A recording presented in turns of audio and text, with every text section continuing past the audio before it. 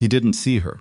That was the thing that haunted Evelyn Marlowe for months afterward, not the woman standing beside her husband, not the designer luggage stacked between them like a shared life on display, not even the way Lucian's hand rested on the small of that woman's back, with the casual ease of a man completely at home.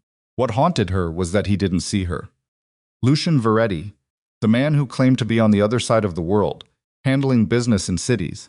Evelyn had to look up on a map, was standing 40 feet away in Terminal B of Newark Liberty Airport, and he had no idea his 8 months pregnant wife was watching him become someone she had never met. Then the little boy ran toward him, and Lucian knelt down, right there on the airport floor, and opened his arms. And the child, maybe 4 years old, maybe 5, with dark hair exactly, like Lucian's, wrapped his arms around his father's neck and said the word that cracked Evelyn's world clean in half. Daddy. Both of Evelyn's hands moved without her permission, straight to her belly, to the baby she was carrying, to the child Lucian called their miracle. If you have ever stood in a crowd and felt completely alone, if you have ever watched your life rearrange itself in front of your eyes while strangers walked past you without notice, then you already know what happened to Evelyn in that airport. But you don't know the rest, and neither did she. If this story is already hitting somewhere deep, stay with me because what comes next is the part that will change how you see everything that came before it.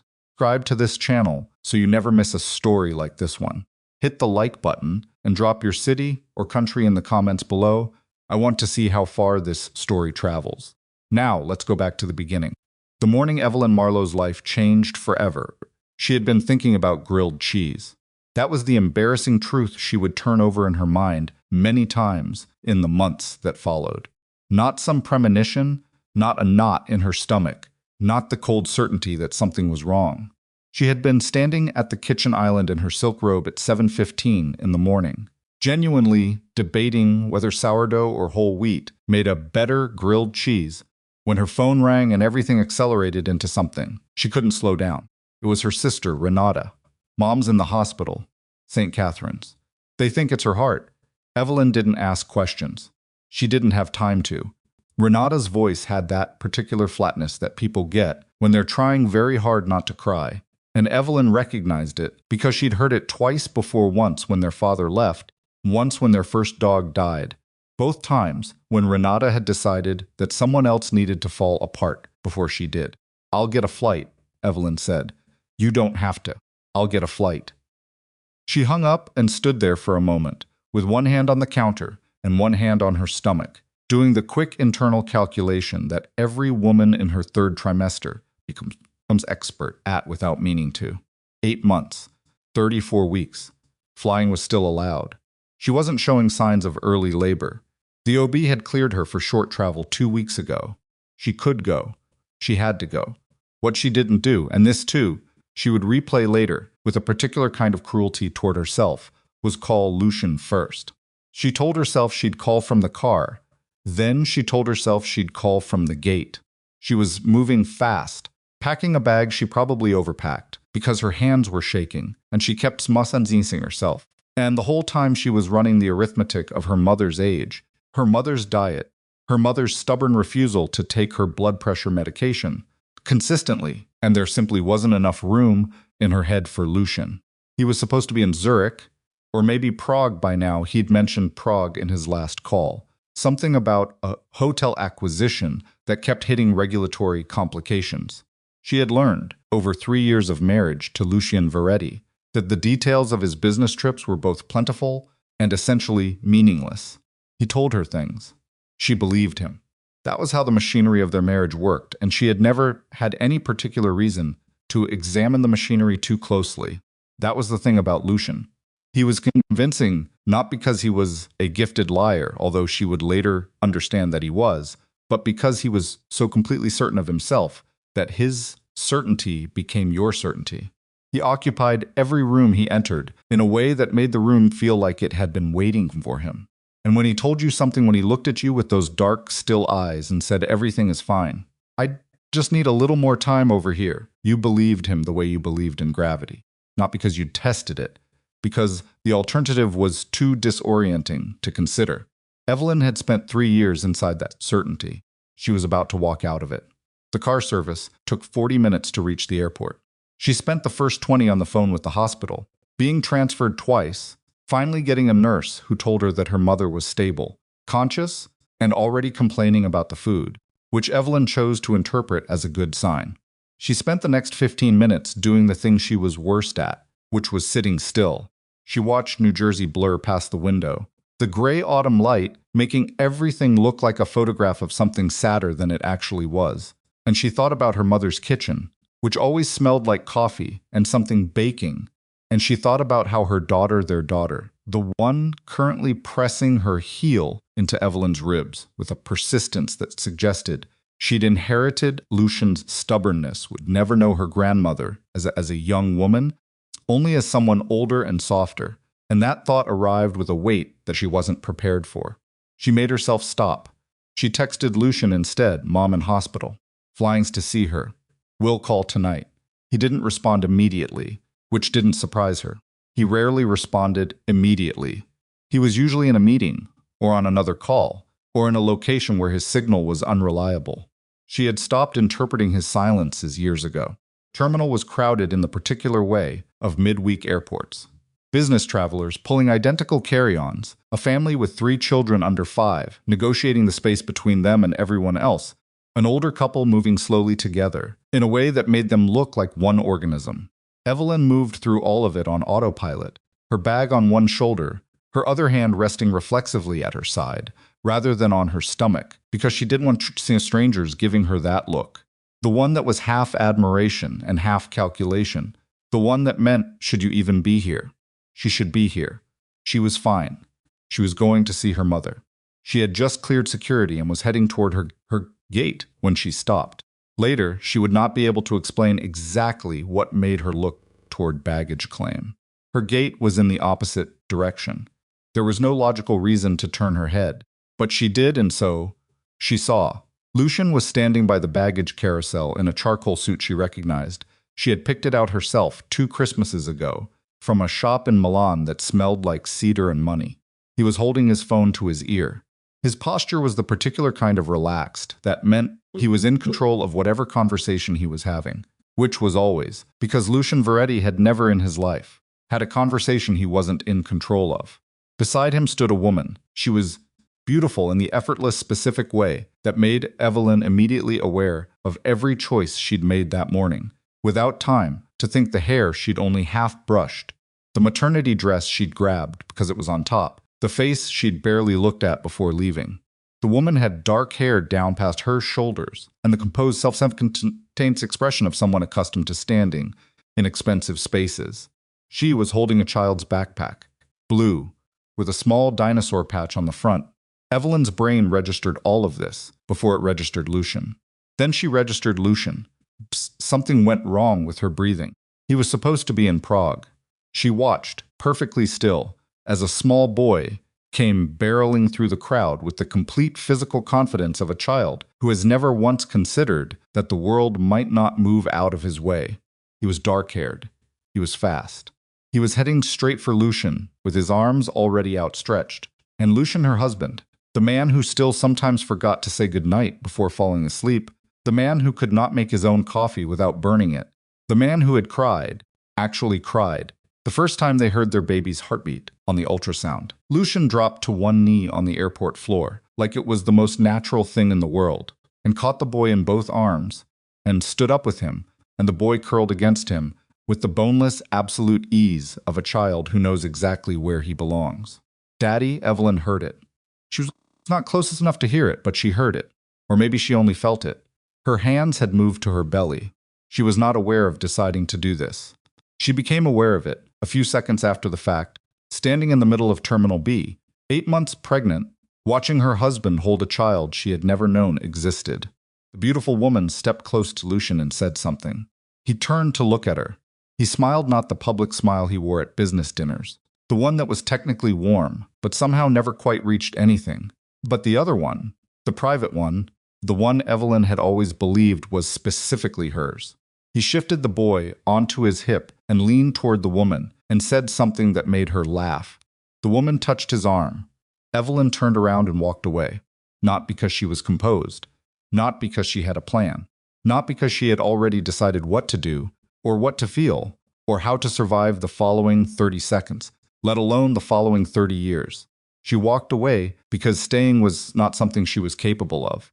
Because if she had stood there one more moment, she would have come apart in a way that could not be put back together. And some portion of her, some quiet, animal portion that understood things her conscious mind hadn't caught up to, yet knew that coming apart in that airport was not something she could afford. She found a bathroom, a single occupancy one, the kind with a lock, and she locked it. She sat on the closed toilet lid, which was not comfortable, and she put both hands flat on her stomach, and she breathed. Her daughter kicked. Once, hard as though she'd been waiting. "I know," Evelyn said aloud. Her voice was a stranger's. "I know." She did not cry. She thought she might, but the tears didn't come not then anyway. What came instead was a very specific, very dangerous kind of clarity. The kind that arrives when the noise stops, and you're left with only what's true. Her husband was in Newark. Her husband was not in Prague. Her husband had a son. She sat with that for a long time. Long enough that she missed her flight. Long enough that the bathroom light flickered once and she didn't move. Long enough that her phone buzzed 3 times Renata, twice, and once from an unknown number she didn't answer, and she watched the screen light up and go dark like a small animal, trying to get her attention. When she finally stood up and looked at herself in the mirror, she noticed something that surprised her. She didn't look destroyed. She looked like a woman who had just learned the rules of a game she'd been playing for 3 years, and was now deciding whether to keep playing. She booked herself onto the next flight. She texted Renata that she'd been delayed, but was on her way. She splashed cold water on her face and dried it with the rough brown paper towels that were all that was available, and pressed them against her eyes for a moment, not to cry, but just to feel something solid. Then she did something that she would later understand was the first move in a very long game. She did not call Lucian. She got on her flight to Pittsburgh, sat in the window seat she always preferred, accepted the water the flight attendant offered her, and spent the entire flight thinking with a precision that frightened her. She thought about the 3 weeks Lucian had extended his stay in what she'd been told was Zurich. She thought about the nights he didn't call, which she had filed under different time zones and important meetings, and he's always been bad at keeping in touch when he's stressed. She thought about the financial documents she'd signed. Over the past 2, she had assumed they were routine. She had always assumed they were routine. She was never particularly interested in the business side of things, and she thought about whether her assumptions had been as accurate as she'd believed. She thought about the boy's face. He looked like Lucian. Not a little bit like Lucian. Not a little bit like Lucian. He looked like what Lucian might have looked like if you could go back and find such a thing. The same jaw, the same dark eyes that went very still when they focused on something, the same quality of absolute certainty in the body. That this space-mind confidence that Evelyn had always found both infuriating and deeply comforting in her husband. That boy was not an accident. An affair could be an accident. People made terrible choices in moments of weakness. She understood that. She was not naive. She had witnessed enough of the world to know that the distance between a good person and a catastrophic mistake was sometimes as short as one bad night. But a 4-year-old child was not a bad night. A 4-year-old child was a decision made and then made again every single day for 4 years. Her mother was awake when she arrived at St. Catherine's, propped up against the hospital pillows with the expression of a woman deeply inconvenienced by the fuss everyone was making. She was 71, her mother, and had the bone structure of someone who had been beautiful in her 20s and had decided, around 50, that there were more interesting things to be. "You didn't have to come all this way," her mother said, which meant she was glad Evelyn had come. "I was already at the airport," Evelyn said, which was technically true. She sat in the chair beside the bed and held her mother's hand and answered questions about the baby, and smiled when it was appropriate to smile, and laughed when her mother said something dry and sharp about the cardiologist's terrible bedside manner, and the entire time, the part of her brain that was calm now, dangerously calm, was already working. She needed to know the truth before Lucian knew she knew anything. That was the only thing that mattered in the immediate term. Not her feelings. She would deal with her feelings later. She had to, because the feelings were the size of something she couldn't look at directly yet. not the marriage, not the future, not what any of this meant for the baby she was carrying. Just the truth. Just the facts. How long? Who was she? What did it mean? And, most importantly, a question she hadn't known to ask until that boy's voice cut through the noise of the airport. What else didn't she know? 3 years of marriage to Lucian Varetti, and she had believed she knew the essential shape of the man. The impatience, the control, the particular way he showed affection through action rather than words. The scar on his collarbone from a car accident at 19 that he'd described too casually, as though the casualness itself was the thing that made it true. The business that was never quite explained to her satisfaction, which she had absorbed as a feature of the kind of work he did, rather than a warning she was choosing not to read. She had trusted him. More than that, she had built herself around that trust in small ways she was only now able to see. The way she'd stopped asking about his trips after the first year, because the question seemed to make him distant. The way she'd filled her time with her own work. She was a translator, freelance. She could work from anywhere, which had always felt like a practical match for his lifestyle rather than what it possibly was, which was a way of keeping her mobile and separate from his real life. The way she'd learned to read his mood before saying the wrong thing and file the questions away when the timing wasn't right, always telling herself she'd ask later, always finding reasons why later wasn't now. She had built an entire interior architecture of accommodations, and she had never called it anything except love. Her mother dozed off around 9, and Evelyn sat in the quiet hospital room, with the machines making their soft, continuous sounds, and she called Lucian. He answered on the second ring, which surprised her. "How's your mother?" he said. His voice was steady, warm, unremarkable. The voice of a man who had absolutely nothing to hide. "She's stable," Evelyn said. "Heart scare. She'll probably be here a few days." "Good. I'm glad she's okay." A pause. "You shouldn't have flown so far in your condition." "My condition." He always said it like that, as though the pregnancy were something that had happened to her rather than something they had made together. "I'm fine," she said. "How's Prague?" "Complicated." He made a small sound that wasn't quite a laugh. "These things always take longer than they should. Probably another 2 weeks." "Okay," Evelyn said. She was looking at her own reflection in the dark window of her mother's hospital room. She looked perfectly ordinary. She sounded perfectly ordinary. "Get some rest," Lucian said. "Don't let your sister talk you into staying up late, arguing about things that don't matter." "I won't. I'll call you tomorrow. Good night, Lucian." She hung up. In the dark window, the woman looking back at her pressed her lips together very slowly, as though testing the temperature of a feeling that hadn't fully arrived yet. She did not look like a woman who was falling apart. She looked like a woman who had just started paying attention. And that, as it turned out, was the most dangerous thing Evelyn Marlowe had ever become. Evelyn slept 4 hours that night. Not because she was exhausted, although she was. Not because the hospital chair reclined far enough to be anything close to comfortable, because it didn't. And she was 8 months pregnant, and every position she tried lasted about 7 minutes before something in her lower back began to quietly protest. She slept 4 hours because her body made an executive decision without consulting her. And when she woke up at 3:45 in the morning with her neck at the wrong angle and the sound of her mother's steady breathing filling the small room, she lay still for a moment and let the previous 12 hours settle back onto her like something heavy being lowered by a crane. Lucian. Newark. The suit she'd picked out in Milan. The boy. She sat up slowly, both hands pressing into the armrests, and looked at her mother's face in the dark. Margaret Marlowe had always been a peaceful sleeper, the kind of person who went unconscious like a switch, being flipped, and stayed that way until morning.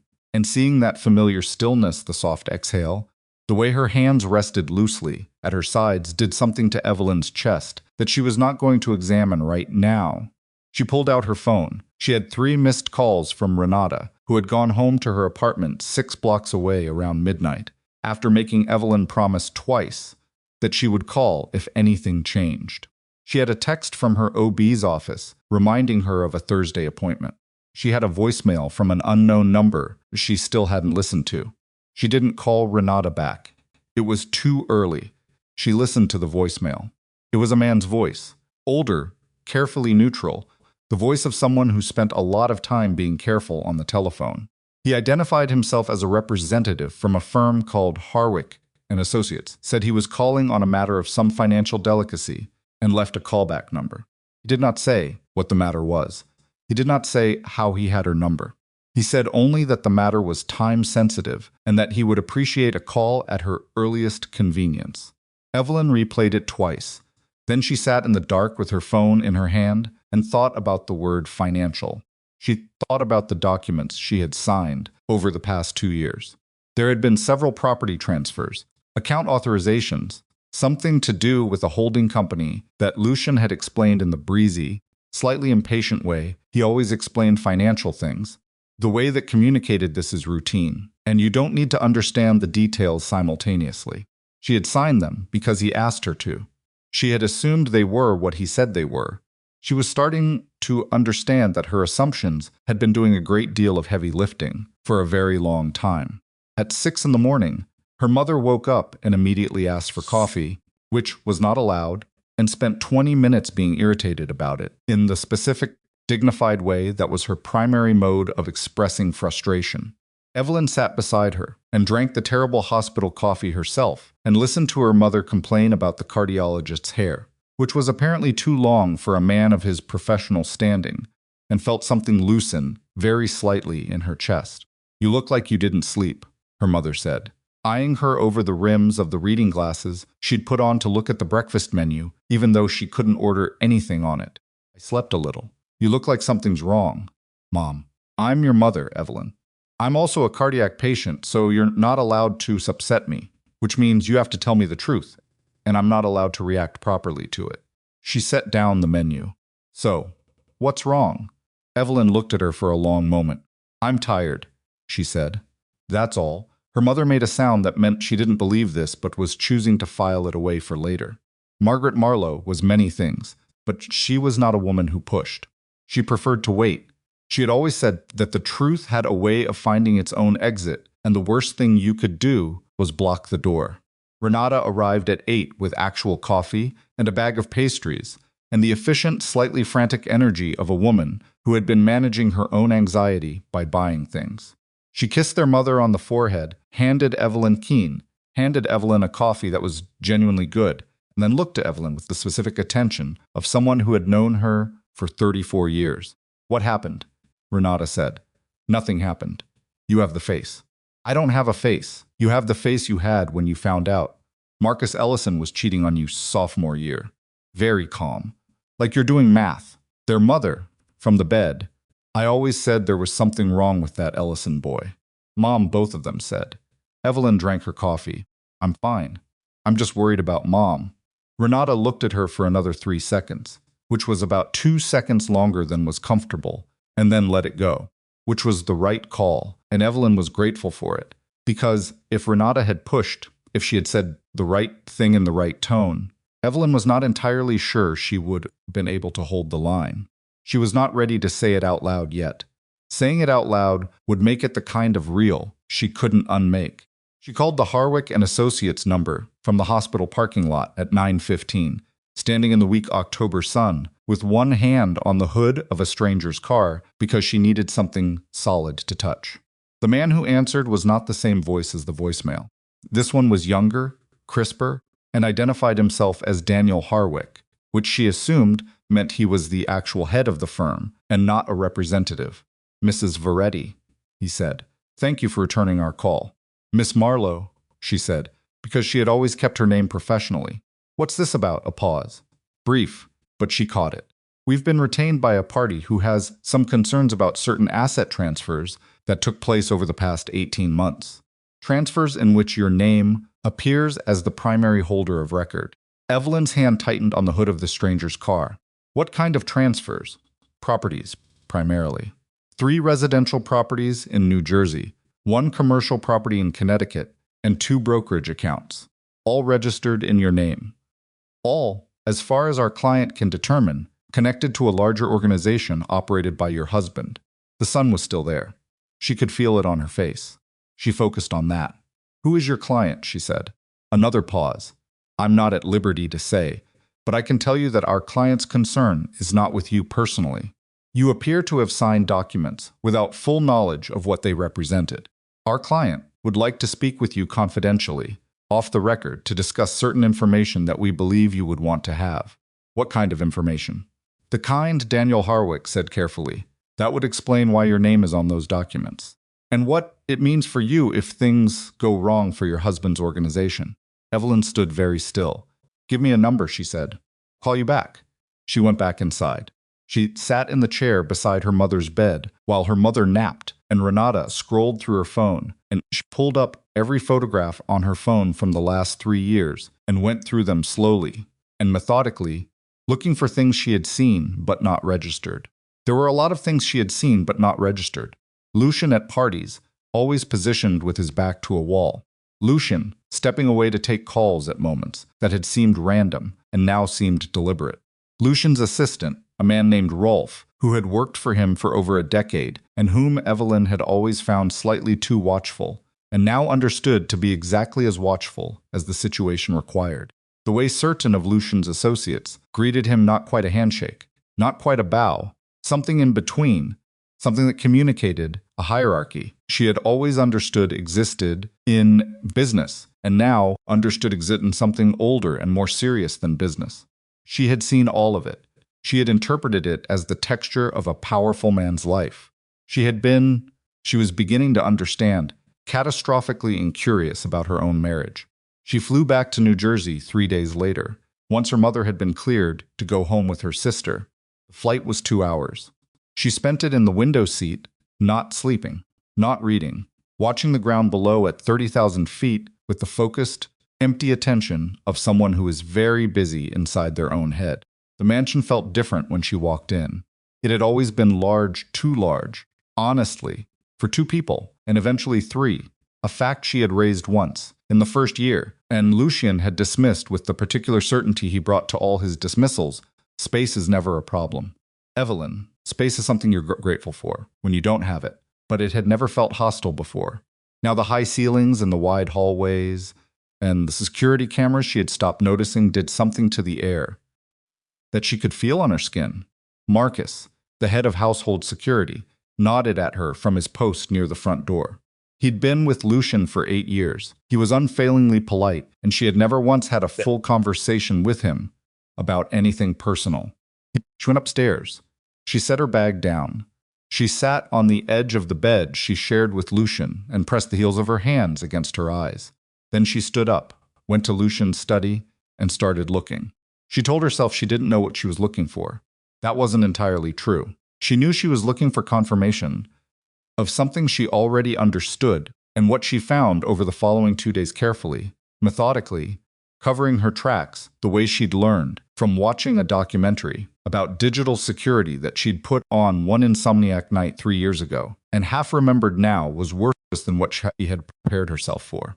Not worse, in the way of darkness and violence, although the edges of what she found pointed in that direction, and she chose not to follow those edges. Worse in the way of architecture, the way it was all structured, layered, intentional. The properties in her name were not a minor detail. They were load-bearing.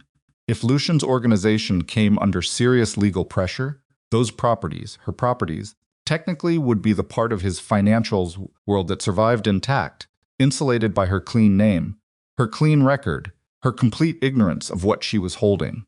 She had been a legal firewall, a human shield with a baby inside her. She didn't sleep much that week. She made herself eat, because the baby needed her to eat, because that was the one obligation she could not negotiate with herself about. But she moved through the house like something mechanical, doing the things she was supposed to do, answering texts, ordering groceries, attending her Thursday OB appointment where everything was fine. The baby was fine. She was measuring exactly right, and her blood pressure was excellent, which the doctor remarked on with genuine admiration. And Evelyn smiled and said she'd been trying to manage her stress levels, which was the most darkly funny thing she had ever said. Lucian called every evening. She answered every time. She gave him exactly what she had always given him: warmth, small daily details, questions about his day that invited him to talk while she listened. She was good at listening. She had always been good at listening. She understood now that this was not a coincidence, that a man like Lucian selected for it without necessarily articulating to himself that he was doing so. She met with Daniel Harwick in person on a Tuesday at an unremarkable office building in Newark, using a car service she paid for herself in cash she'd taken out incrementally over the previous week. She wore sunglasses and felt mildly ridiculous about the sunglasses until she got into the elevator and realized she didn't care at all how she looked. Harwick was in his 40s, with the kind of face that was pleasant without being memorable, and he shook her hand and offered her water and didn't look at her stomach with the particular kind of discomfort that pregnant women in professional settings sometimes generated in men who didn't know where to look. She liked him for that. His client, it turned out, was another attorney, a man named Gerald Foss, operating on behalf of a consortium of investors who had been damaged by the collapse of a business arrangement with Lucian's organization 2 years prior. They weren't interested in Evelyn. They were interested in the assets in her name, and they were considering a civil action that, if it proceeded, would freeze those assets as part of discovery, which means, Harwick said, that you would have no access to them while litigation proceeds. Depending on how long that takes, how long would that take? In the best case, 18 months. In a complicated case involving an organization of this size? He paused. It could be considerably longer. Evelyn thought about a baby who would be born in approximately 6 weeks, needing a stable home and a mother who had access to her own finances. "What do you need from me?" she said. "Nothing at this stage. I wanted you to be informed. You have the right to know what your name is attached to. You could have told me this over the phone." He looked at her steadily. "I wanted to see if you already knew." She looked back at him with equal steadiness. And I don't think you did." "No," she said. On the drive home, she looked out the window at the same New Jersey gray she'd been looking at her whole life and made a list in her head. Not a written list, she wasn't writing things down yet. Nothing that could be found but an interior list, precise and ordered. Attorney, separate account, copies of everything, timeline. And one more thing, at the bottom of the list, that she kept returning to, the boy's face. She needed to know who Bianca Corvell was. She had gotten the name from a document she'd found in Lucian's study, a name on a contract that had no business reason to be in his desk, connected to a property in Connecticut that was not the one registered in Evelyn's name. A property she had never heard mentioned, decorated in ways she could see in the photographs attached to the file, in a manner that suggested someone actually lived there. A woman's home. Lived in, personalized, with children's drawings pinned to the refrigerator visible in the corner of one image. She found Bianca Corvell in 40 minutes of careful searching, which told her that Bianca Corvell was not trying particularly hard to be hidden. She had a professional profile, a business consultant, according to LinkedIn, with a client list that was notable for being extremely vague. She was 31. She was beautiful in photographs, the same way she had been beautiful in the airport. She had dark hair and the particular stillness of a woman who was used to being looked at. There was no mention of a child, no mention of Lucian, but there was a photograph from 3 years ago at what appeared to be a private event. And in the background, slightly out of focus, there was a man whose posture and jawline Evelyn would have recognized anywhere 3 years ago, which meant before the wedding. Evelyn sat with that for a very long time. She had imagined in her most charitable version of what she was learning that the affair had begun during one of Lucian's extended trips, that loneliness and distance and opportunity had combined into something he had chosen badly, and then compounded through cowardice rather than through intention. She had imagined, in other words, the Lucian who had said his vows to her had believed them at the time. The photograph from 3 years ago removed that version of events. He had known Bianca before the wedding. He had possibly known the boy was coming before the wedding. And he had looked at Evelyn across a ceremony and repeated words about honesty and fidelity and forever. And he had either believed them in the moment and then violated them, or he had said them with a prior life already in progress. She didn't know which was worse. She thought maybe it didn't matter which was worse. She had been sitting at the kitchen island, the same kitchen island, where she had been thinking about grilled cheese, the morning. This all began when she heard the front door. She looked up. Lucian stood in the kitchen doorway, with his travel bag over his shoulder, and his jacket in his hand, and he looked at her, the way he always looked at her when he came home. That brief softening, public Lucian, setting itself aside for the private one. the small rearrangement of his face that she had always interpreted as the truest version of him. "You didn't tell me you were coming home," she said. "I wanted to surprise you." He dropped his bag and crossed the kitchen and kissed her on the forehead and put one hand on her stomach. "How are you feeling?" "Fine," she said. "You look tired." "I've been tired," she said. "It's the third trimester."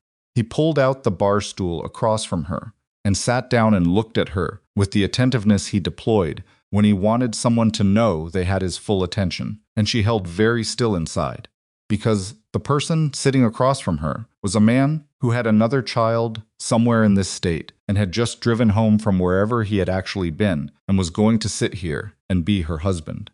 "Tell me about your mother," he said. She told him about her mother. She gave him the same details she'd given him on the phone, watching his face the way she hadn't watched it in years, watching the small movements, the micro-expressions, the places where the attention wandered before snapping back. He was a good listener. She had always thought so. She was revising what she thought good meant in that context. He made dinner. He was a better cook than she was, which had always been a pleasant surprise in a man who otherwise showed very little interest in domestic mechanics, and he made pasta with the focus and economy of movement that he brought to everything physical. And she sat at the counter and watched him, and answered questions and asked her own. And the domestic scene was so completely ordinary that it made her feel slightly insane. After dinner, he asked if she wanted to watch something, and she said she was tired, and she went upstairs and lay in the dark, with her eyes open for an hour before he came to bed. And when he settles in beside her and put his hand on her hip, the way he always did, she kept her breathing even and deliberate and thought about nothing at all. He was asleep in 15 minutes. She lay beside him for another hour.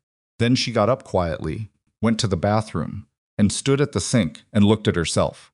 She had a decision to make.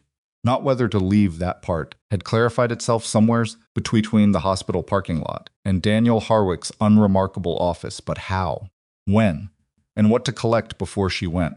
She had 2 weeks before her next OB appointment. She had 5 weeks, roughly, before the baby was due. She had an attorney she hadn't called yet, but was going to call. In the morning, a woman named Sandro Sose, who had been recommended by a friend with no explanation, given no explanation, asked for. She had copies of documents that she was keeping in a cloud storage account Lucian didn't know existed, accessed only from her personal phone with a new email address. What she didn't have yet was the full picture. She knew about the properties. She knew much about Bianca. She knew about the boy. What she didn't know yet was what Bianca knew. What Bianca had. What Bianca wanted. She would understand later that this was the question she should have been asking from the beginning. Not who was Bianca to Lucian, but who was Bianca to herself. She went back to bed. She lay down beside her husband. She felt their daughter move, a slow, rolling motion, the kind that usually from her smile, and she put her hand on the place where the movement was and held it there. I know, she said silently. To herself, to the baby, to whatever portion of herself had been trying to get her attention for years. I know. Lucian in his sleep made a small sound and turned toward her. She did not move. She was done moving around him. She had 11 days before she found the second file. The second file was not in the study. It was in a locked drawer of the cabinet in the room Lucian used as a home office when he was at the mansion, a drawer she had no reason to open because he had told her early in the marriage that it was where he kept sensitive client contracts, and she had accepted that with the same incurious trust she had extended to so many other corners of his life. The lock was a simple one.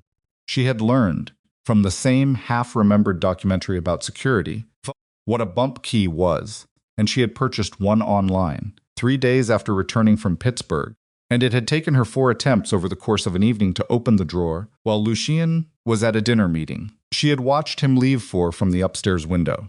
What was inside the drawer was not sensitive client contracts. What was inside the drawer was a folder with Bianca's name on it, not a photograph, not a letter. A folder, organized, tabbed, the way a man who ran an organization organized information about an operation. Inside was a timeline of the relationship going back 4 years and 7 months, names of properties, transfers of money, documented in a way that suggested Lucian wanted a private record that did not match the official record, notes in his handwriting that were brief and operational, costs, dates, decisions, and at the back, a photograph. Lucian and Bianca at what appeared to be a private dinner. The boy was there, younger, maybe 2 years old, sitting in a high chair to Bianca's left. They looked like what they were, a family having dinner. Evelyn set the photograph on the desk. She stood there and looked at it for a very long time without touching it. Then she pulled out her phone and took a picture of it, and of everything else in the folder. She replaced everything exactly as she had found it. She locked the drawer. She went upstairs and washed her face and sat on the edge of the bed and stared at the wall. 11 days had taught her things she could not unlearn. Lucian had not stumbled into a second life. He had constructed one. He had budgeted for it, organized it, maintained it, with the same deliberate infrastructure he brought to his business. The woman he was sleeping with was not a weakness that had ambushed him in a vulnerable moment. She was an arrangement, a parallel structure, which meant the question was no longer how could he do this to me. The question was, what am I inside this structure? And she was beginning to suspect the answer was not what she had believed. She thought about the name Harwick had used, legal firewall. She thought about the documents she had signed. She thought about the properties in her name. She thought about what Lucian had said when she first became pregnant, in the private, careful language he used for things that mattered to him. This child will be protected from everything. Not our child. This child protected. She had heard it as love, as the instinct of a man preparing to be a father. She was hearing it now differently, in the way that you sometimes reread a letter after years and find that the words haven't changed, but their meaning has entirely. Protected assets. Protected air, protected structure. She got up and went to the window. In the garden below, one of the security team was making his rounds. She watched him move, unhurried, his path, the same path they all walked, a loop that took exactly 9 minutes, which she had timed once out of boredom and now understood as something else. She picked up her phone and called Sandra Osei. It was 11:45 at night. It went to voicemail. She did not leave a detailed message. She left only her name and number and the words, "I need to speak with you at your earliest convenience. It's important." She hung up.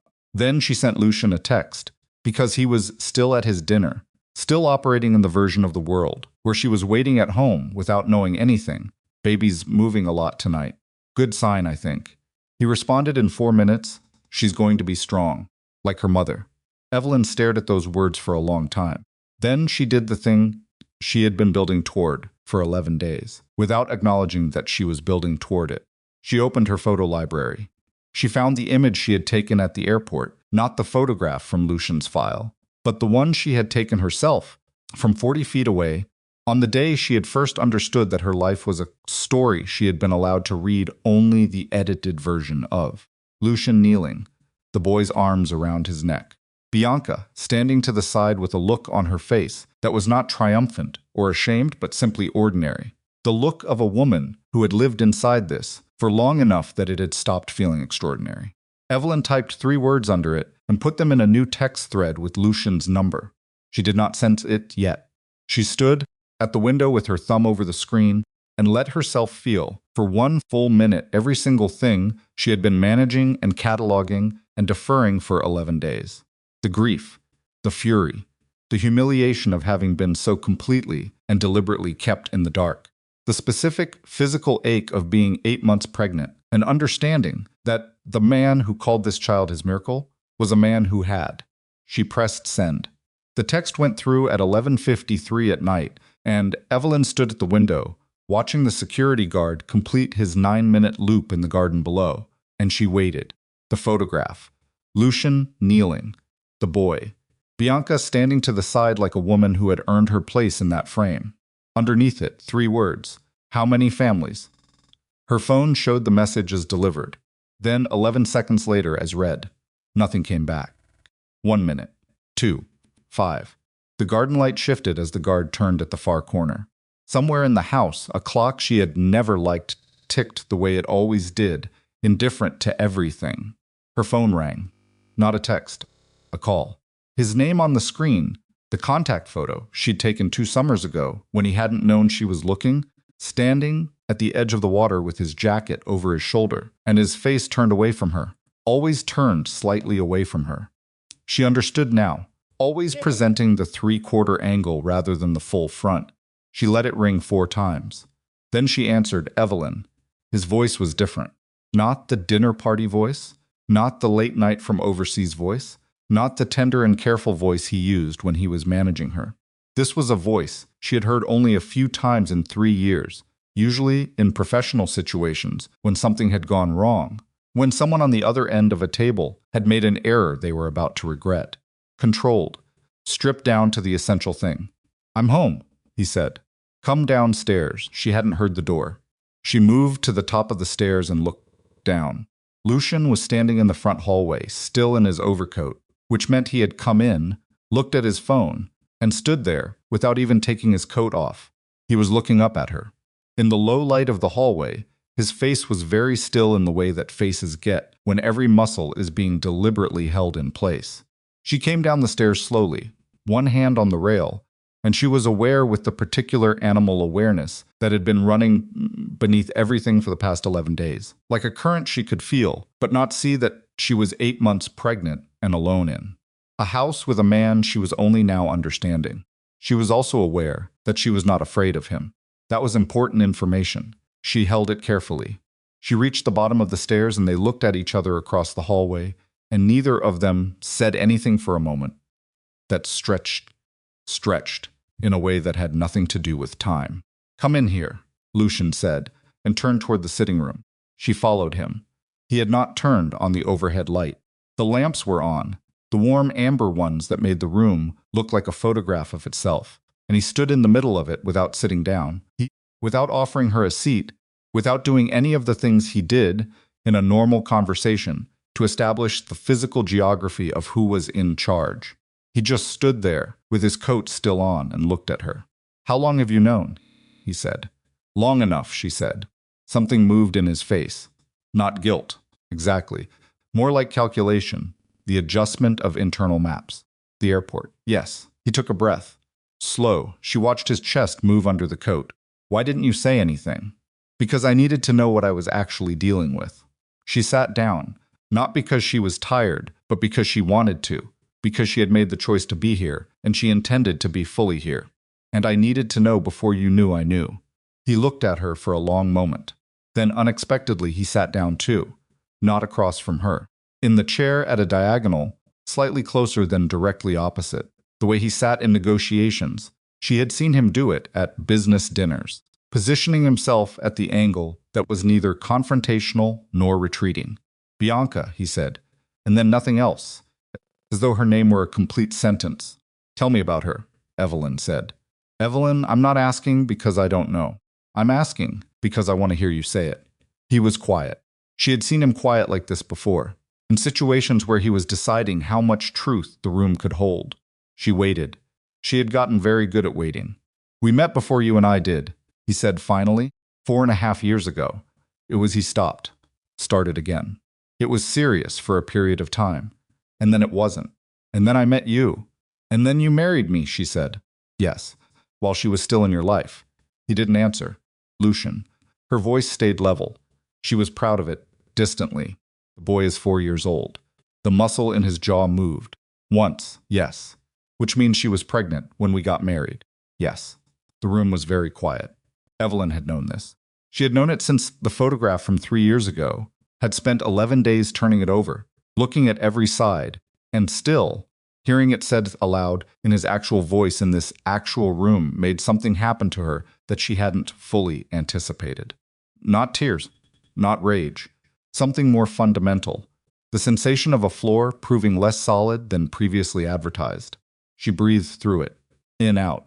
"Did you know," she said, "when we got married? Did you know she was pregnant?" The pause before he answered was 1 second too long. "Expected. But you married me anyway."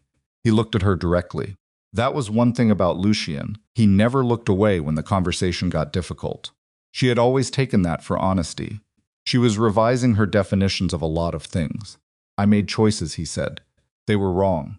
I understood that. Evelyn, I want you to know that what I have with you is not—" "Stop," she said. "Please don't tell me what you have with me." He stopped. She stood up.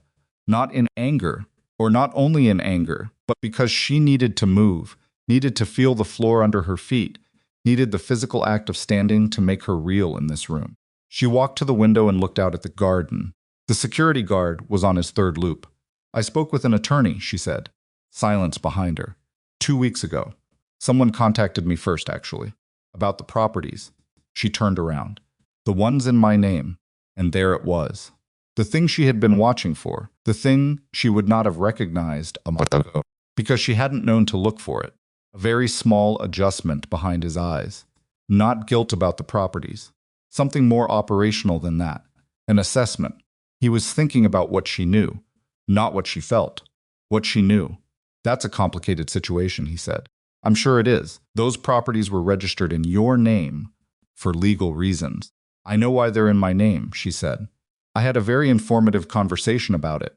He was still. The particular stillness that meant he was running scenarios. "Who did you talk to?" he said. "An attorney." "Which attorney?" "Mine," she said simply. And she watched the shift happen. The small seismic event behind his face. Because up until that moment she understood this clearly. She could see it. He had been operating on the assumption that this conversation, difficult as it was still a conversation he was managing. She was the wronged wife. She was emotional. She was hurt. She was in her third trimester, and therefore in a state of physical and emotional vulnerability that created certain leverage. He was the one with resources, with information, with the infrastructure of a life built on controlling outcomes. She had just informed him that his assumption was incorrect. He leaned forward. "Evelyn, whatever you've been told, whatever this attorney has said to you, I need you to understand that things are more complex than. I know about the civil action," she said. "I know about Harwick. I know about the Connecticut property." She paused. "I know about the folder in your locked drawer." The silence that followed was a different kind of silence. "When did you—" he started. "It doesn't matter when." He stood up. Not aggressively. Lucian never moved aggressively toward her. She would grant him that whatever else he had done, but with the compelled energy of a man who could not sit still in a situation he was losing. He walked to the fireplace and put one hand on the mantel and looked at the floor. "I can fix this," he said. "Which part?" "All of it." He looked up. "Properties can be restructured. The civil action can be managed. Whatever this attorney has told you about your exposure, I can neutralize it." "You think I'm worried about my exposure," she said. "I think you should be, Lucian." She let his name sit there by itself for a moment. "I'm not sitting across from you, thinking about asset exposure. I'm sitting across from you because I am 8 months pregnant with your child, and I have just spent 2 weeks discovering that the marriage I thought I was in was partially designed to protect your money." Her voice, to her own faint surprise, remained completely even throughout all of this. "Those are two different problems." He looked at her for a long time. Something in his face was doing something she couldn't quite read, which was unusual because she had spent 3 years learning his face. "I know," he said. It came out with a texture she hadn't heard before. Unmanaged. "I know what I did. Do you?" She picked up her bag from where she'd left it on the side table. She had packed it carefully, practically, the things she genuinely needed 3 days ago. "Because you just offered to fix the properties first." She went upstairs and got her bag and came back down, and Lucian was standing in the hallway. "You're not leaving tonight," he said. "I am, Evelyn. It's midnight. You're almost 9 months pregnant." His voice had shifted again, back toward the careful warmth. "Whatever you need to do, whatever space you need, we can make that happen without you driving somewhere in the middle of the night." "Car coming," she said. "Cancel it." No. He put his hand on her arm, not hard, just contact.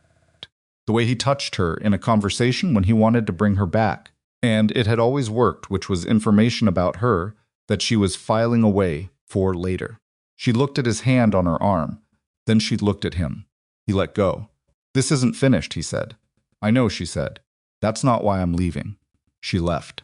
The car took her to Sandra Ossi's address, not Sandra's home, but a short-term rental Sandra had arranged, a furnished apartment in a building with a doorman, and enough distance from the mansion that Evelyn could breathe without checking whether she was being watched.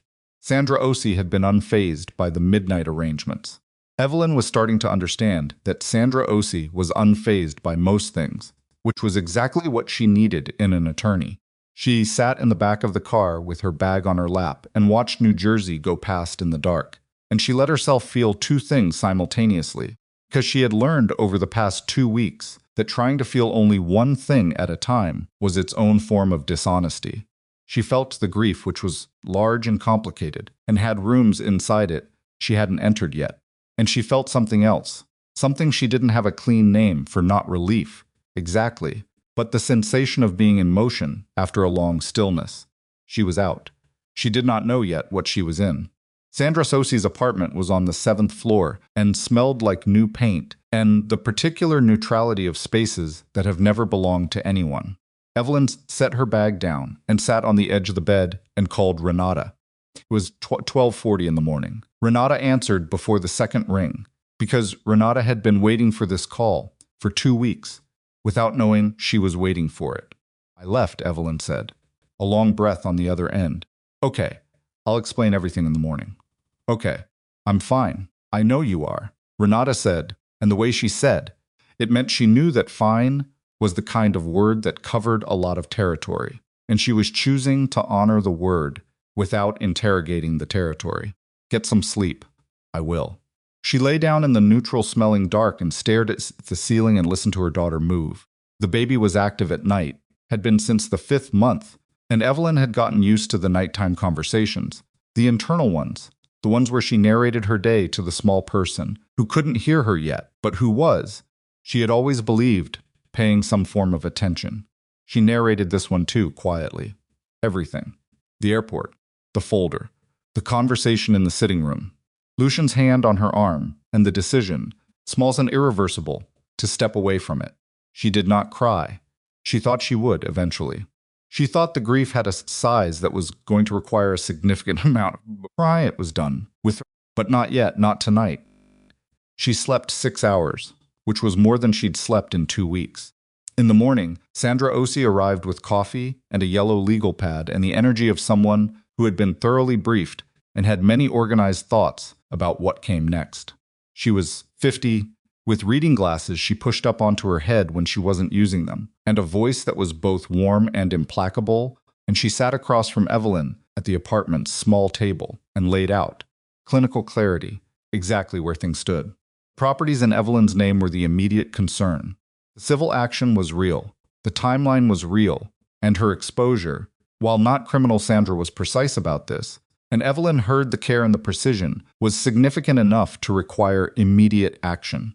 Sandra filed a preliminary motion the previous week to formally document Evelyn's non-participation in the registrations. That gave them a foundation.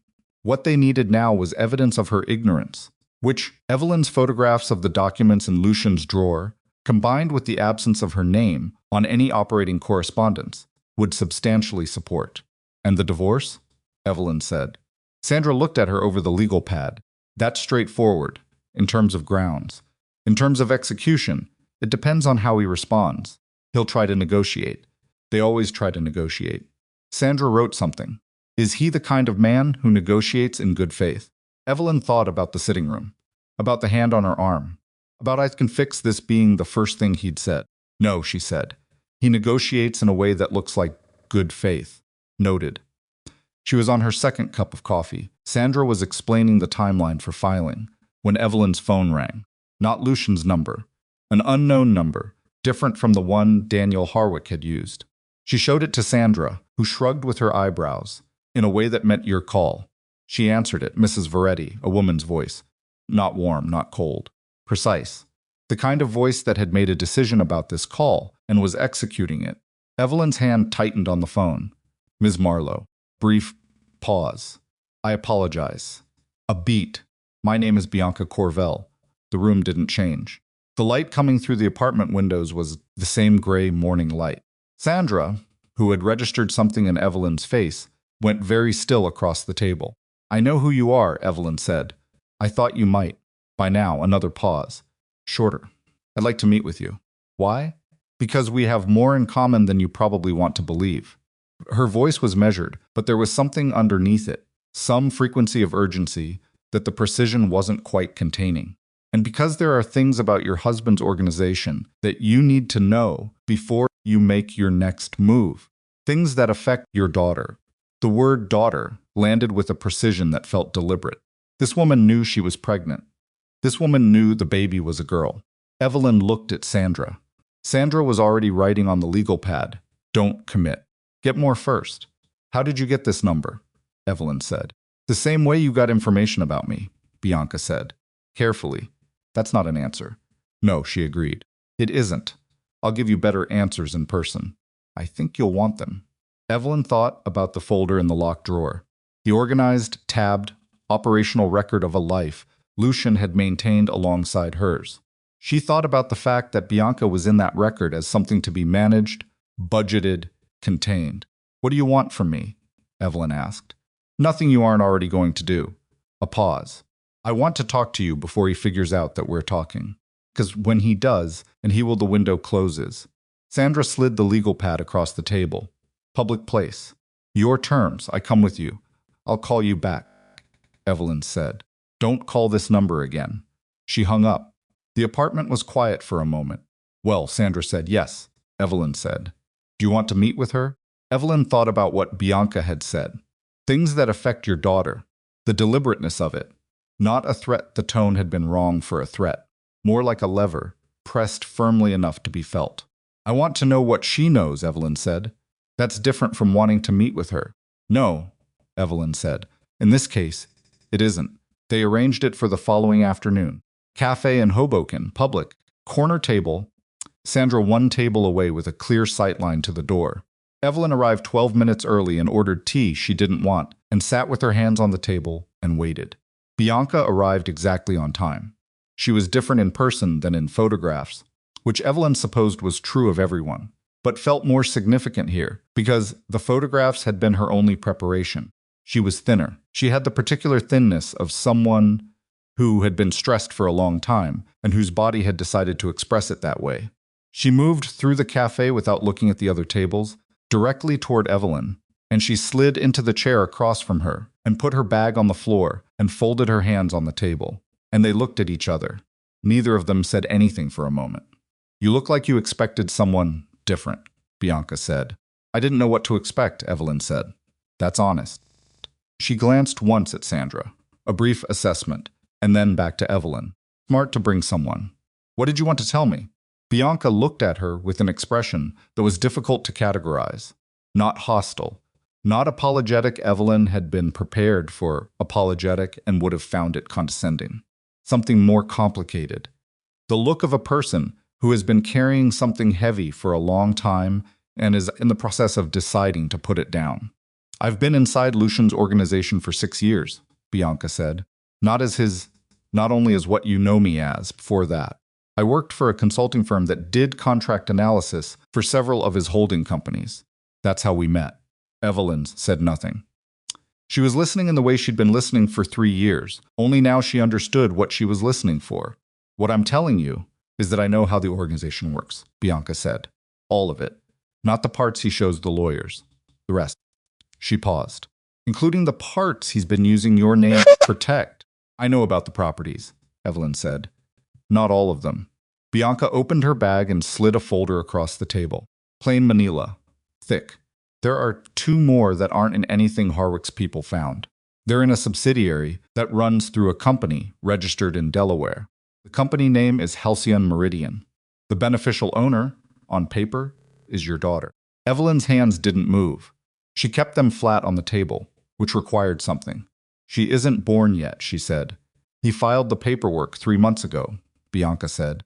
In anticipation, she held Evelyn's eyes. He's been planning for what comes after. For a long time.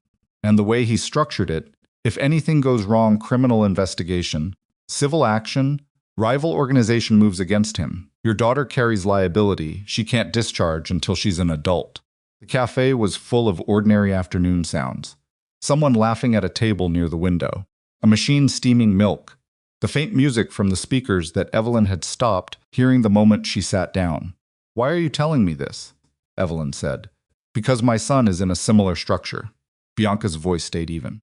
And because I spent 4 years believing that Lucian would do right by us, by Marco, that's his name. Marco and I have spent the last 6 months understanding that right is not a concept that applies to how Lucian Varetti thinks about people. Even you, especially me. a small, dry movement of her mouth that was not quite a smile. I was useful. When I became more expensive than useful, the calculation changed. Evelyn looked at the folder on the table. She didn't open it. You have copies of everything in there, she said. It wasn't a question. Yes. Why haven't you already used them? Bianca was quiet for a moment. Because using them requires burning down everything around them, including things that affect Marco. She looked at Evelyn steadily. But your situation changes the math. How? Because you're leaving, Bianca said. You have a clean name, a legitimate attorney, and a newborn daughter who is about to be registered as the beneficial owner of properties connected to criminal activity. The moment you file for divorce, you become the cleanest person adjacent to his organization, and that makes you the most useful person to anyone who wants to move against him. Including you, Evelyn said. Including me. No evasion in it. I'm not pretending this is altruistic. I want Marco protected. The only way to do that is to take the structure apart in a way that removes him from it. And the only way to do that is with leverage I don't have alone. Evelyn sat with that for a moment. She thought about what she had known a month ago, which was very little. She thought about what she knew now, which was enough to understand that she had been, from before her wedding day, a component in an architecture she had never been shown the blueprints for. She thought about a baby girl whose name was already on a legal document she'd had no part in creating. Something moved inside her. Not fear. Something colder and more purposeful than fear. The thing that comes after you've been afraid long enough that the fear becomes a kind of energy. If I look at what's in this folder, she said slowly, and it says what you say, it says then we're not just talking about a divorce.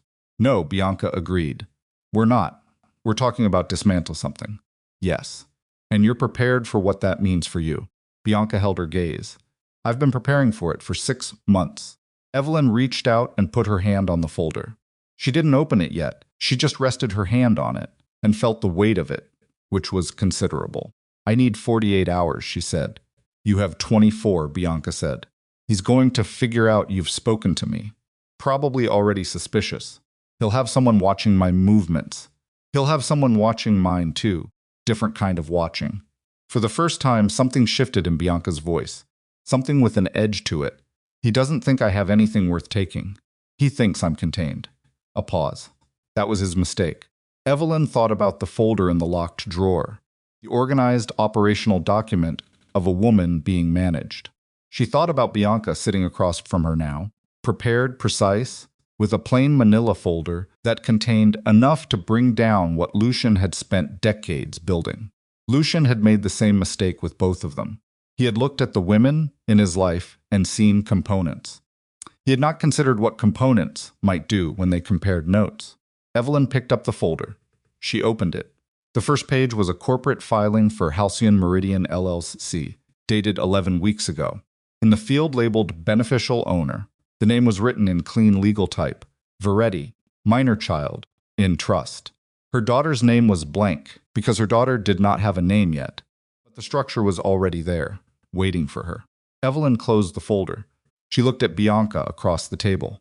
Outside the cafe window, a man in a gray jacket was standing at the corner, looking at his phone, and had been standing there since before Bianca arrived, which meant he was either waiting for someone who was very late, or he was the particular kind of company that Lucian Varetti kept. We need to move faster than 48 hours, Evelyn said. Bianca followed her gaze to the window. Her jaw tightened. Yes, she said quietly, we do. Evelyn reached across the table and picked up her tea, which had gone completely cold, and drank it anyway, because she needed something to do with her hands, while her mind ran the new arithmetic. Everything she had built toward over the past 2 weeks, the attorney, the documents, the careful measured exit from her marriage had just been revealed as the surface layer of something much deeper and much more dangerous than a divorce. She was not simply leaving a man who had betrayed her.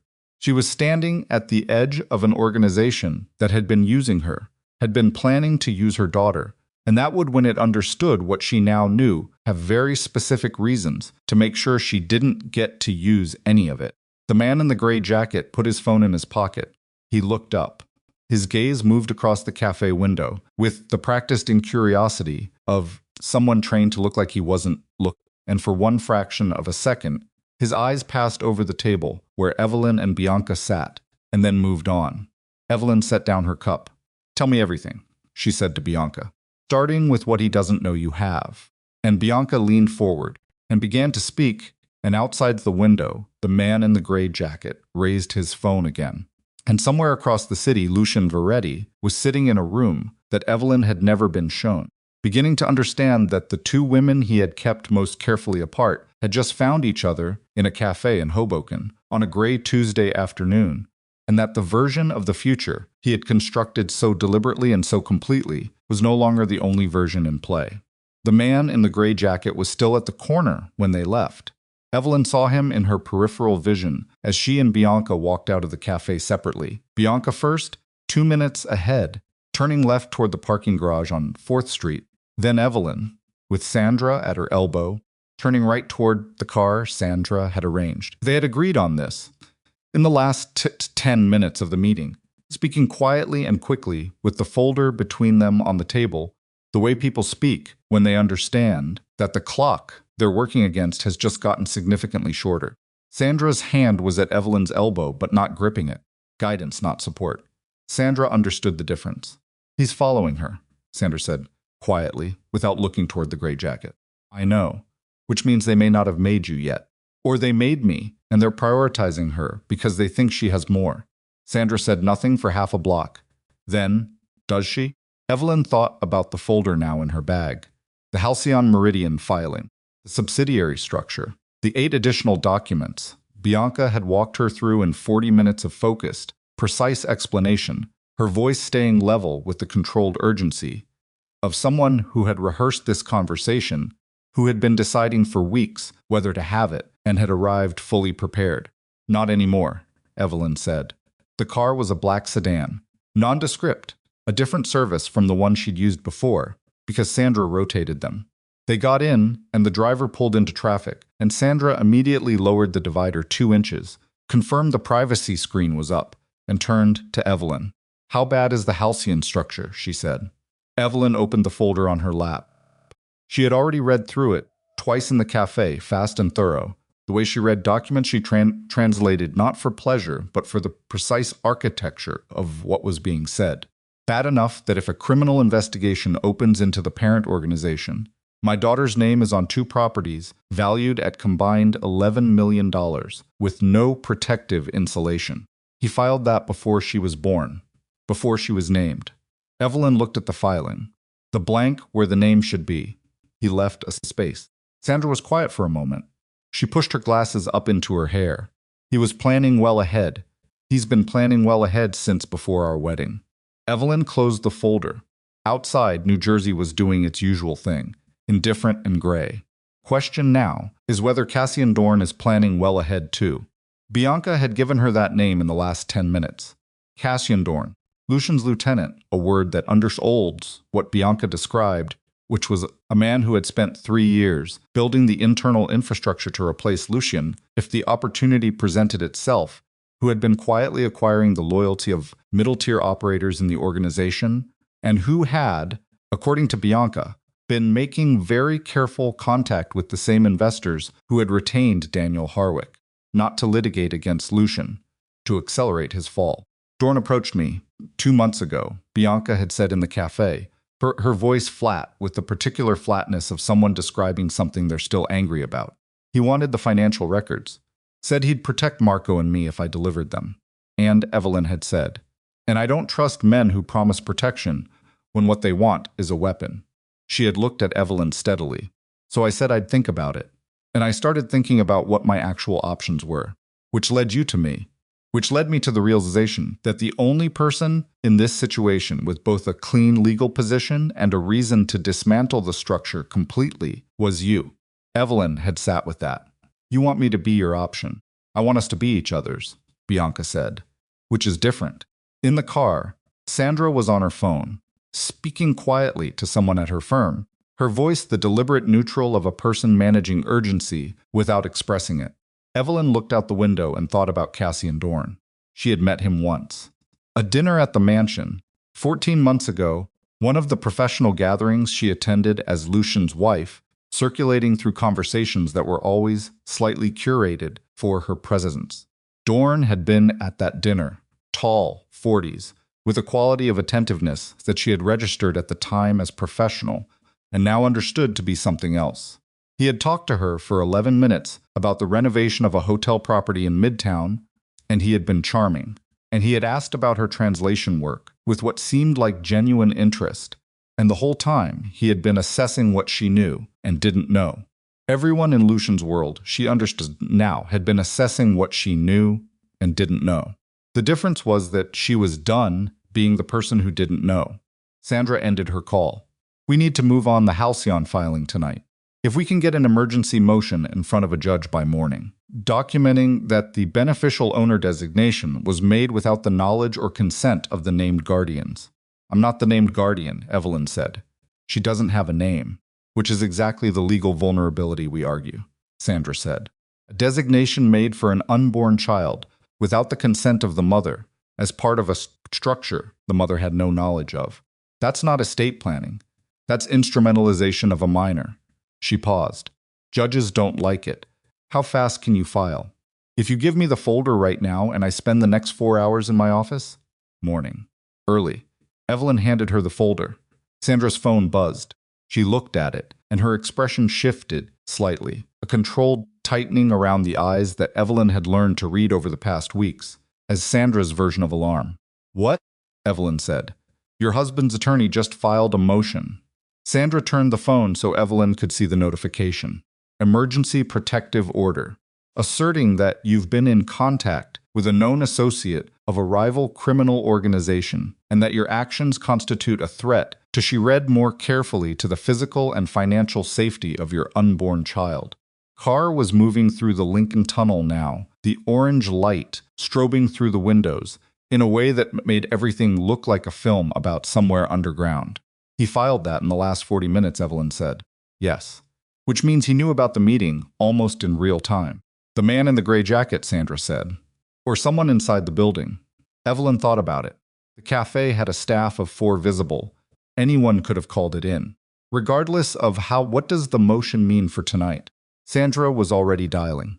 It means we're on a tighter clock than I told you 40 minutes ago. If a judge grants it, you could be compelled to return to the marital home pending a custody evaluation. Given your proximity to term. He's trying to get me back in the house, Evelyn said. He's trying to get you back where he has eyes on you. Yes. Sandra put the phone to her ear, which we're going to prevent. But I need to make 3 calls in the next 10 minutes, so I need you to be very quiet. Evelyn was quiet. She looked out the window on the other side of the tunnel, Manhattan rising up in the gray late afternoon light, and she pressed her hand flat against her stomach and felt her daughter move in the slow, rolling way that meant she was awake and rearranging herself, and she thought about what she was going to do. Lucian had just made a legal move. Lucian's legal move was, under the language, a declaration. I know you've been talking. I know more than you think, and I am willing to use the baby as a lever. She thought about what Bianca had said. He doesn't think I have anything worth taking. That was his mistake. She thought about Cassian Dorn in her dining room, 14 months ago. Charming and attentive, asking about her translation work. She thought about the space on the Halcyon Meridian, filing where her daughter's name was supposed to go. Her phone buzzed. Lucian. She let it ring. 4 times 5 and then voicemail. 30 seconds later, a text. Call me. This doesn't have to be a war. She typed back. I know. She did not send anything else. Sandra made her 3 calls. By the time they reached the apartment building, she had a counter motion in draft. A judge's clerk on notice, and 2 paralegals pulling documentation. She got out of the car in front of the building, folder under her arm, and turned to Evelyn. Go upstairs. Don't open the door for anyone until I call you. I mean anyone. She held Evelyn's eyes.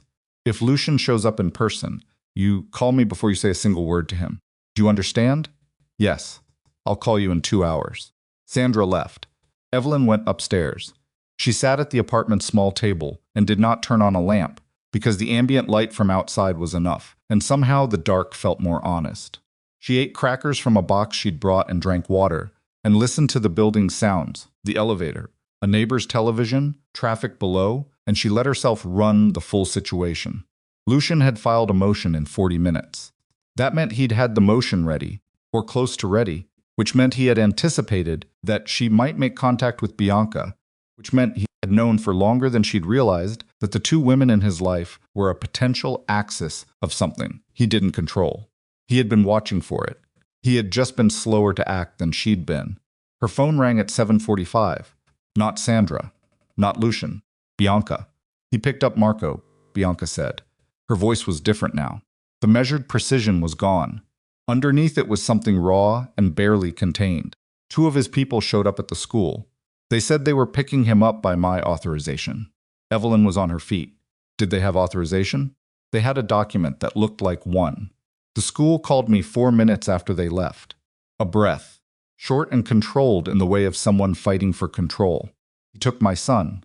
Where would the estate? The one in Westchester. He keeps it as a secondary property. It's not in any of the documents I gave you. It's registered under a name I didn't have until an hour ago. Bianca's voice cracked slightly and then sealed itself back together. He's not going to hurt him. Marco is his son, but he's using him. Evelyn sat back down. Her heart was doing something irregular, and she made herself breathe until it steadied. He's using him to keep you from moving forward with the records. Yes. Did you call the police? And say what? That the boy's father picked him up? There's no custody order. We were never married. The bitterness in those last 3 words was dense. With layers Evelyn didn't have time to map. Legally, Lucian has as much right to him as I do. Evelyn closed her eyes for 3 seconds. Does he know what you gave me today? He knows we met. He doesn't know what I had. But he's going to assume the worst, which means he's moving on both of us simultaneously. A pause. He took Marco to force me to go to Westchester, and he filed the motion to force you back to the mansion. He's trying to consolidate positions. He's trying to get both of us isolated and on his territory, Evelyn said. Yes. Where are you right now? My apartment. But I can't stay here. Don't go to Westchester, Evelyn said immediately. That's what he wants. If you go there, you're inside his perimeter. He has my son. Bianca's voice was thin now. Just the wire of it, the stripped-down essential. Can't. I know, Evelyn said. I know. But if you go to Westchester alone tonight, you lose everything you've been building for 6 months. And Marco is safer with you outside than inside. Silence on the line. A long, agonizing silence. If you were me, Bianca said finally, could you do it? Evelyn thought about her daughter moving inside her. The blank space on the halcyon meridian, filing. The space where a name was supposed to go. I don't know, she said honestly. But you're not going alone either way. She called Sandra. Then she called the number Harwick had given her Daniel Harwick, the attorney for the civil consortium, who picked up on the second ring and listened without interrupting as Evelyn laid out, in precise and complete sentences, the halcyon meridian structure, the Westchester property, Cassian Dorn's approach to Bianca, and the motion Lucian had filed in the last 2 hours. Harwick was quiet for a moment after she finished. You understand what you're doing, he said. It wasn't a question. Yes, she said. This doesn't stay civil. When I take this to my client, I know. Your husband will understand you as an adversary, not a wife he's trying to recover. An adversary, he should have thought about that, Evelyn said, before he put my daughter's name on his property. Another pause. I'll make a call tonight, someone who handles the federal side of these things. He paused again. Ms. Marlowe, you're about to set something in motion that you cannot stop once it starts. I want to make sure you understand that. I understand it, she said. Do you want time to... No, she said. Make the call. She hung up. She stood at the window of the apartment in the dark, one hand on the glass, and let the full weight of what she'd just done settle onto her, because pretending it wasn't heavy would be its own kind of cowardice. She had just invited a federal interest into her husband's organization. She had done it to protect her daughter and to prevent Bianca's son from being used as a pawn. And both of those reasons were true and real, and the thing was also true and real, that she had just become the instrument of Lucian Varetti's destruction. She had not wanted to be anyone's instrument. She was very tired of being used for other people's structures. But this was hers. This choice was hers. And that was different. Sandra arrived at the apartment at 9:15 with 2 paralegals and a bag of food from a Thai place, 3 blocks away that nobody touched. They worked at the small table with documents spread across every surface, the counter motion expanding and sharpening, Sandra's voice doing its flat, controlled thing as she dictated and revised and discarded and rebuilt. Evelyn sat at the end of the table and answered questions when asked and reviewed what Sandra put in front of her and ate some of the rice eventually because Sandra made her, with a look that was not a request. At 11:30, Lucian's attorney called Sandra's cell. Sandra put it on speaker. Both paralegals stopped typing. The attorney's name was Frost. She had encountered the name in documents, and his voice had the particular quality of someone accustomed to speaking, as though everything were already settled. Ms. Osi, my client would like to make clear that the motion filed this evening was a protective measure and not an aggressive one. He's prepared to withdraw it in exchange for a conversation. What kind of conversation? Sandra said. Between him and Ms. Marlowe. Tonight, in a neutral location. Sandra looked at Evelyn. Evelyn shook her head once. My client is not available tonight, Sandra said. She's 36 weeks pregnant, and she's been through a significant amount of stress today, which I'm going to be referencing in our counter motion. If your client wants a conversation, he can have it through counsel. Miss Ose, I'll send you our counterfiling in the morning. She ended the call. Paralegals went back to typing. At 45, Bianca texted, he called me. Said Marco, is fine. Said he wants to meet tomorrow. Westchester. Evelyn typed back, don't confirm or deny. Stall, we need until morning. A pause. Then, how long have you been this good at this? Evelyn put the phone down and didn't answer because she didn't know how to explain that she wasn't good at it. She was just finally paying the kind of attention she should have been paying for 3 years. And the difference between those two things was significant. At 2 in the morning, Sandra sent the paralegals home and sat across from Evelyn with her glasses off, pressing the bridge of her nose with 2 fingers in a way that communicated something about the hours she'd been putting in that she would never say directly. The counter motion is filed, she said. The halcyon documentation is attached. The judge will see it in the morning. And Harwick? I spoke to him at midnight. His contact on the federal side is a woman named Reyes. Been aware of Varetti's organization for 2 years, apparently, and has been waiting for something exactly like what you gave them. Sandra looked at her steadily. They'll move fast. How fast? I don't know. But fast enough that by the time Lucian's attorney sits down with the morning filings, the legal landscape is going to look very different than it did when he filed that motion yesterday afternoon. Evelyn nodded. Her back was aching. It had been aching for hours. A low, steady complaint from the base of her spine that she had been deprioritizing because she didn't have time for it. She shifted in the chair and pressed her hand to her lower back. Sandra noticed. When's your next OB appointment? Day after tomorrow.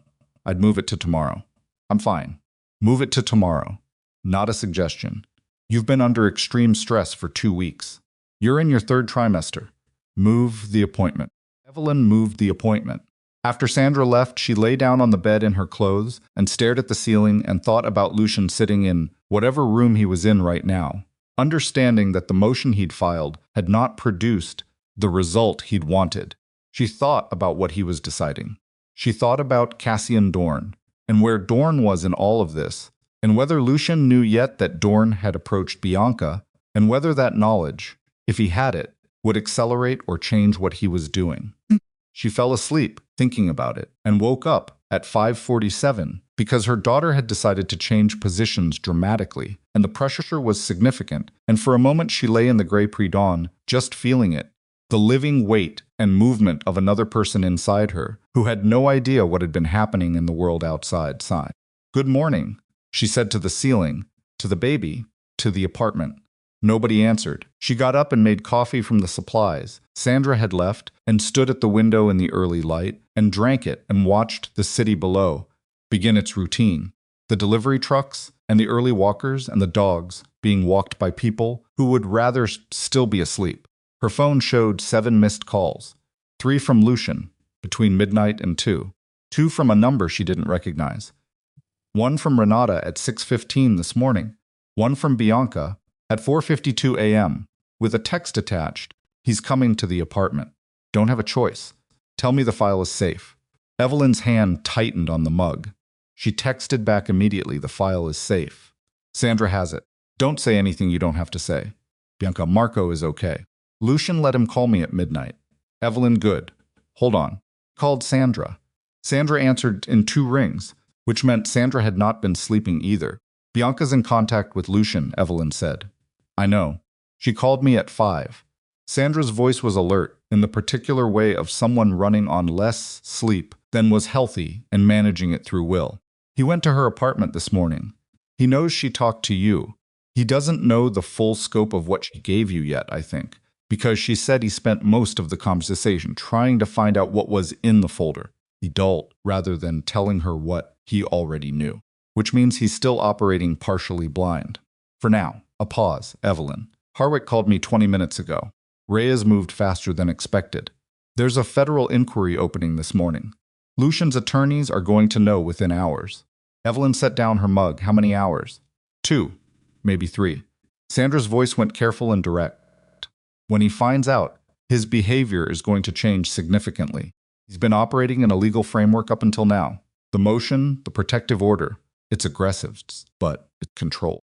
When the federal inquiry registers, he's going to understand that the situation is past the point of legal maneuvering.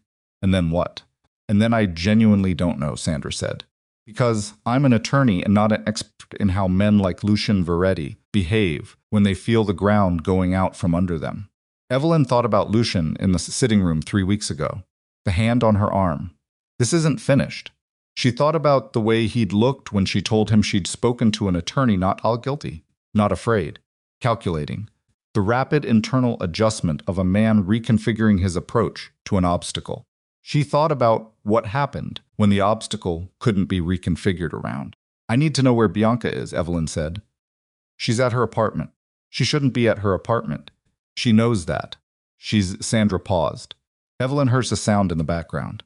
Sandra's voice shifted. Hold on. Evelyn held. 40 seconds.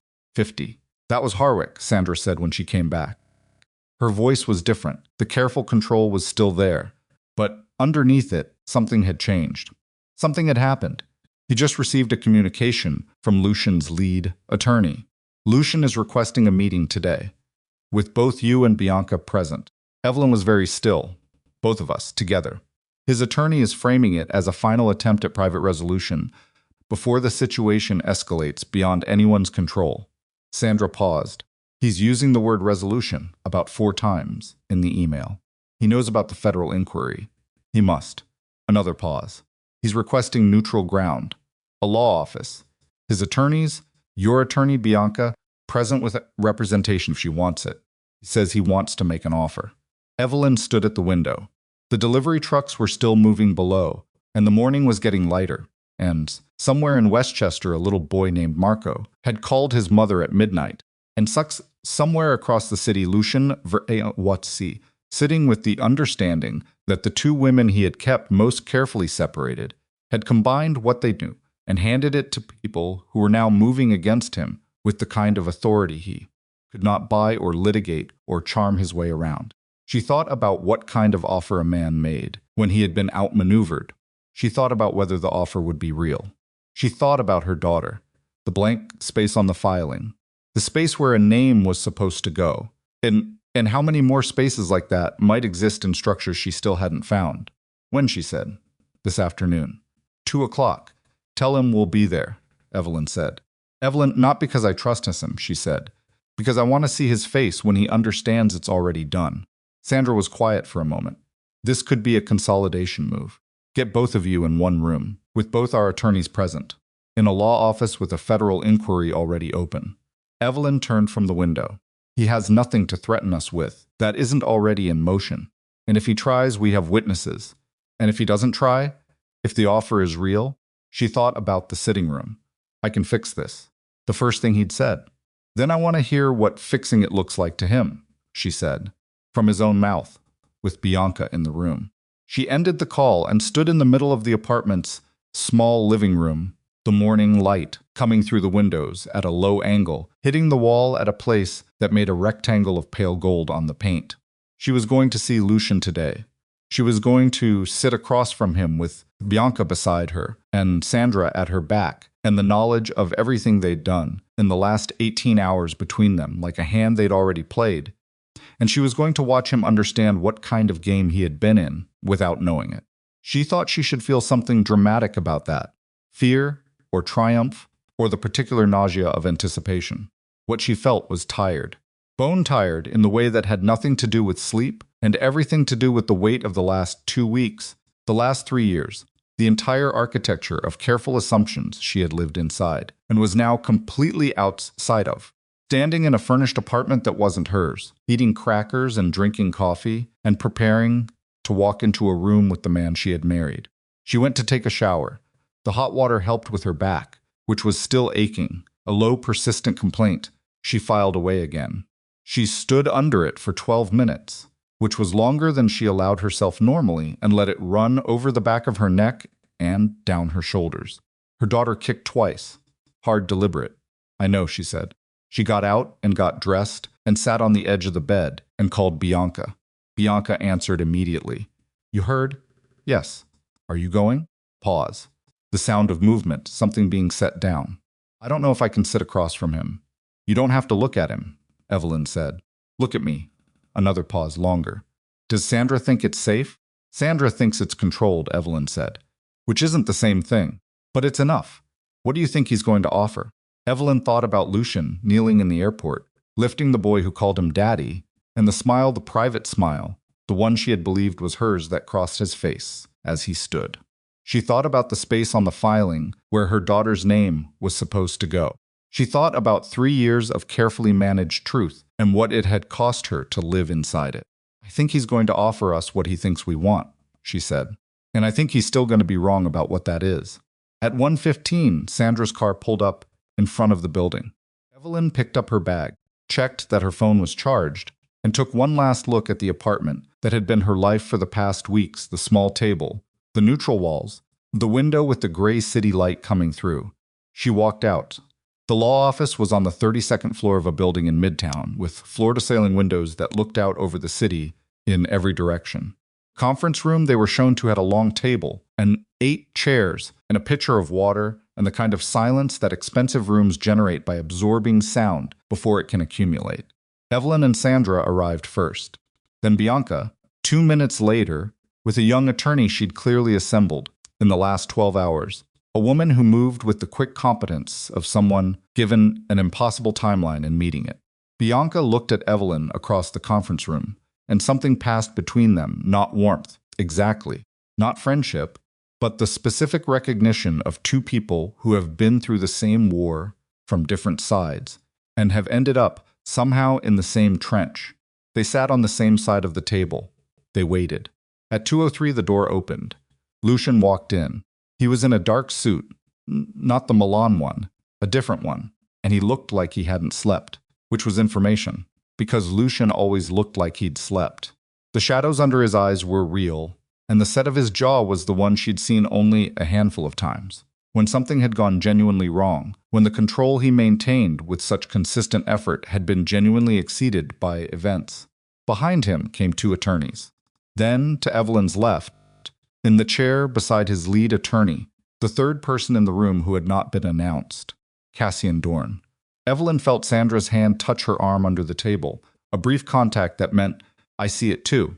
Dorn sat down and looked at Lucian with an expression that was professionally neutral and at his core something else entirely, and Lucian sat down without looking at Dorn, which was the most information-dense thing that had happened since the meeting began, and the lead attorney cleared his throat and began to speak. "Thank you all for coming," he said. "My client has asked me to convey that he understands the gravity of the current situation and that he wishes to propose." "Why is he here?" Bianca said. Everyone looked at her. Her voice had been flat and direct and had cut through the attorney's opening, the way a knife cuts through something you weren't expecting to be that easy. She was looking at Dorn. Dorn looked back at her with the attentiveness Evelyn recognized from the dinner 14 months ago, the quality of full, assessing focus that he maintained without revealing what the assessment was producing. Lucian's lead attorney said, "Mr. Dorn is here as a representative of—" "He approached me," Bianca said, 2 months ago.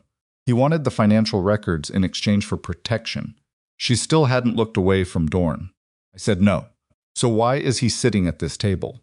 The silence in the room was the kind that happens when multiple people are simultaneously recalculating. Evelyn looked at Lucian. Lucian was looking at Dorn. And in the 3 seconds of that look, she understood something that made the back of her neck go cold. Lucian didn't know Dorn had approached Bianca. He had brought Dorn to this meeting believing something about Dorn's position that was not accurate. He had made an assumption about his own lieutenant, a man he'd trusted for over a decade, that had just been publicly assembled in a conference room on the 32nd floor of a building in Midtown with a federal inquiry already open, and 2 women sitting across from him who had spent the last 18 hours dismantling every structure he'd built to protect himself. Dorn said, very calmly, into the silence, "I think there may be some confusion." "There isn't," Bianca said. Lucian said nothing. He was very still in the way she had seen only once before in the sitting room when she'd told him she had an attorney. The stillness of a man whose map and the territory have just diverged, in a way he cannot immediately reconcile. He looked, for the first time since she had known him, like someone who did not know what came next. Evelyn picked up the water in front of her. Her hand was steady. She drank, set the glass down, and looked at Lucian across the table. "Your attorney said you had an offer," she said. Lucian looked at her. The room waited, and whatever Lucian Varetti had prepared to say in this room, whatever offer, whatever negotiation, whatever version of "I can fix this," he had assembled in the hours since the federal inquiry opened, it was now operating in a landscape that had just shifted under all of them. Because the man he had brought as an ally had just been revealed as something else entirely, and the woman he had brought the motion against was sitting across from him, holding a glass of water with a steady hand, waiting. "Yes," Lucian said. His voice was, "Yes," Lucian said. His voice had the texture of something that had been held under pressure for a long time, and was now being released in a controlled way, the way you open a valve carefully, because you don't know what's on the other side. "I have an offer." Nobody moved. Dorn sat with his hands flat on the table, and his face arranged in the careful neutral of a man who had just been publicly exposed, and was deciding in real time what his next position was. Lucian's lead attorney had a pen in his hand that he wasn't using. Sandra was very still beside Evelyn, the particular stillness of someone who is listening with everything. Bianca had not looked away from Dorn. Lucian looked at no one but Evelyn. "I'm going to ask Cassian to leave," he said. Dorn's eyes moved to Lucian. Something passed between them, not quite a look, more like the last communication between two people who have already understood that what comes next will be conducted in opposition to each other. Then Dorn stood, buttoned his jacket, and left the room without a word, which was somehow the most controlled thing anyone had done in the last 10 minutes, and also some of the most alarming, because a man who leaves a room that cleanly, when he's been exposed, is a man who already has another room to go to. Lucian watched him leave. Then he looked at his lead attorney and said, "Give us the room." The attorney started to say something. "Give us the room," Lucian said again. The attorneys filed out, all of them except Sandra, who did not move, and did not look at Lucian, and simply continued existing in her chair with the implacability of someone who had not been too included in the request and was not going to it as applying to her.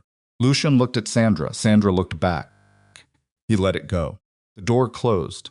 The four of them sat in the sudden quiet of the conference room, Lucian on one side, Evelyn and Bianca and Sandra on the other, and for a moment nobody spoke, and the city moved 32 floors below them, indifferent and enormous. "You took my son," Bianca said. "He was safe," Lucian said. "You took him from his school." Her voice was controlled, and the control cost her something visible. "He's 4 years old, and 2 men he didn't know put him in a car. They were men he's met before." Lucian held her eyes. He was safe. He watched a movie and ate dinner and slept in a bed. "I wouldn't," he stopped. Started again more carefully. "I would not hurt Marco." "I know that," Bianca said. "I also know you used him." Lucian didn't answer, which was its own answer. "Where is he now?" Evelyn asked. Lucian looked at her. "Westchester. With a woman who has worked for me for 12 years and who he likes. I want him back by tonight," Bianca said. "He'll be back by tonight." Lucian's voice was flat. Not cold, there was something in it that was genuine. Something about Marco that was not managed. But it was not going to be the thing they talked about right now. And he moved past it, deliberately. "I asked to meet because the situation as it currently stands is going to damage everyone in this room, and I want to make a proposal that prevents that." "The federal inquiry is already open," Sandra said. First word she'd spoken. I know. Then you understand that anything you propose, I understand. He looked at Sandra with the steady, non-aggressive directness he'd deployed at 100 professional tables. I'm not here to make the inquiry go away. That's not what I'm proposing. Evelyn watched his face. She was looking for the calculation, the rapid internal adjustment she'd seen in the sitting room, the management. She saw something else, which unsettled her, more than the management would have. She saw a man who had spent a night and a morning arriving at something, and was now sitting with it. Then what are you proposing? She said. He was quiet for a moment, not a stalling quiet, a weighted one. I'm proposing that I cooperate, he said. The room absorbed that. With the inquiry, he said, fully, everything. The properties, the subsidiary structure, the halcyon filing, the relationships with the operators I've been managing for the last 8 years. He looked at the table for a moment, then back up. Cassian's activities, which I have documentation of that you don't, because I've been building it for the last 14 months. Evelyn was very still. You've been building a case against your own lieutenant, Sandra said slowly. He's been building a case against me for 3 years. I noticed about 14 months ago. For the first time, something dry moved through Lucian's voice. Not humor exactly, bitterness wearing humor's clothing. I was waiting to see how far it went before I decided what to do about it. And now you've decided, Evelyn said. The decision got made for me. He looked at her directly. When the federal inquiry opened this morning, Cassian's first call was to his attorney, and his second call was to the investors he's been coordinating with. I had someone in the room for the second call. He reached into his jacket and took out a folded document and placed it on the table. He didn't push it toward anyone. He just left it there. That's a transcript. Sandra looked at it without touching it. Cassian has been planning to use both of your situations against me, Lucian said. Evelyn's legal exposure through the properties, Bianca's custody position. He's been coordinating with Harwick's clients not to litigate, but to trigger an investigation he could then leverage internally to take control of the organization during the disruption. He paused. He came to this meeting today because he expected to watch it fall apart and then step in. And instead you exposed him, Bianca said. You exposed him, Lucian said. I just watched it happen. Bianca looked at him for a long moment with an expression that was difficult to characterize. It was not softening. It was the look of a woman examining something from every angle before deciding what it was. Why would you cooperate with the inquiry? Evelyn said. Everything you've built is already coming down, he said it simply, without the performance of grief or the performance of acceptance. Just a fact he was stating. The inquiry is real, the exposure is real, and Cassian has been preparing for this moment for 3 years. Even if I fight it damaged and from inside a collapsing structure. He looked at his hands on the table. I've spent the last 12 hours understanding that the version of this where I come out intact no longer exists. So this is pragmatic, Sandra said. Yes, he said, not remorse. He looked at Sandra, both, he said. And then, more quietly, in whatever proportion you're willing to believe. The room was quiet again. Evelyn thought about the sitting room 3 weeks ago. I can fix this. She thought about the way she'd heard it then, as the reflexive response of a man who fixed things, whose entire identity was organized around being the person who fixed things. She was hearing something different now, and she was being careful about what she did with that difference, because she had learned at significant cost what happened when she accepted what she heard without examining what was underneath it. The Halcyon Meridian filing, she said. I'll dissolve it today, before we leave this building. It should never have existed. No, he said. It shouldn't have. He held her eyes. That's not something I can fix by dissolving it. I know that. No, she agreed. It isn't. He looked at her with the private expression, the one she had believed was specifically hers, and then had understood was also Bianca's, and which she was now looking at without knowing exactly what it meant anymore. Not performing, not managing, whatever it was. I need to ask you something, he said. You can ask. The baby. His voice changed on the word. The management left it entirely. Whatever happens with everything else. He stopped. I want to be her father. Not her asset. Not her trustee, he paused. Her father. Evelyn held his gaze. She thought about the hospital. The previous Thursday, she had not told him about the appointment, had moved it without telling him. had sat in the OB's office alone and heard the heartbeat and pressed her lips together and driven back to the apartment with the sound of it still in her ears. She thought about the man in the airport kneeling on the floor with his arms open. She thought about who that man was. She thought about who this man might be trying to become. That's not decided here, she said. That's decided over a long time. By what you do. He nodded. Once. Small. She looked at Bianca. Bianca was looking at the window, at the city outside, at nothing particular. Her hands were in her lap, and her jaw was set, and she was doing the thing Evelyn had watched her do in the cafe in Hoboken, containing something large and complicated in a small, precise space. Marco, Evelyn said quietly to her. Bianca looked at her. He's going to need a father too, Evelyn said. Whatever you decide that looks like. Bianca's expression did something complicated. Not tears, Bianca, Evelyn suspected, had not cried in front of anyone in a long time and was not going to start now. But something underneath the surface of her face moved. That's easy to say in a conference room. I know, Evelyn said. I'm not saying it's easy. I'm saying it's true. Bianca looked at Lucian, for the first time in the meeting, directly at him, and whatever passed between them. In that look, 4.5 years of history, a child, decisions made badly and compounded, and never corrected until they couldn't be ignored. It was not something Evelyn was able to read, and she understood she wasn't supposed to. That part belonged to them, and to Marco, and to whatever shape the three of them would eventually find. That wasn't this shape. Tonight, Bianca said to Lucian, he's home tonight. Tonight, Lucian said. Sandra had been quietly making notes during all of this, and she now placed her pen on the legal pad and looked at Lucian with the clear, leveled attention of someone preparing to define terms. If your cooperation with the inquiry is genuine and complete, she said, there are specific protections we'll need documented before anything proceeds. The properties in Ms. Marlowe's name are transferred back with full documentation of her non-participation in their registration. The Halcyon Meridian structure is dissolved today, as you've said, with a signed and notarized dissolution filed before end of business. Any other structures involving her name or her daughter's name are identified, documented, and removed. And I will need independent verification not through your attorneys, through mine, that the documentation you're providing to the inquiry is complete. Lucian listened to all of this without interrupting. Agreed, he said. I'm not finished, Sandra said. Additionally, any motion filed against Miss Marlowe in family court is withdrawn today. No further legal action targeting her position, her finances, or her custody of her daughter, pending or future, without 30 days written notice through counsel.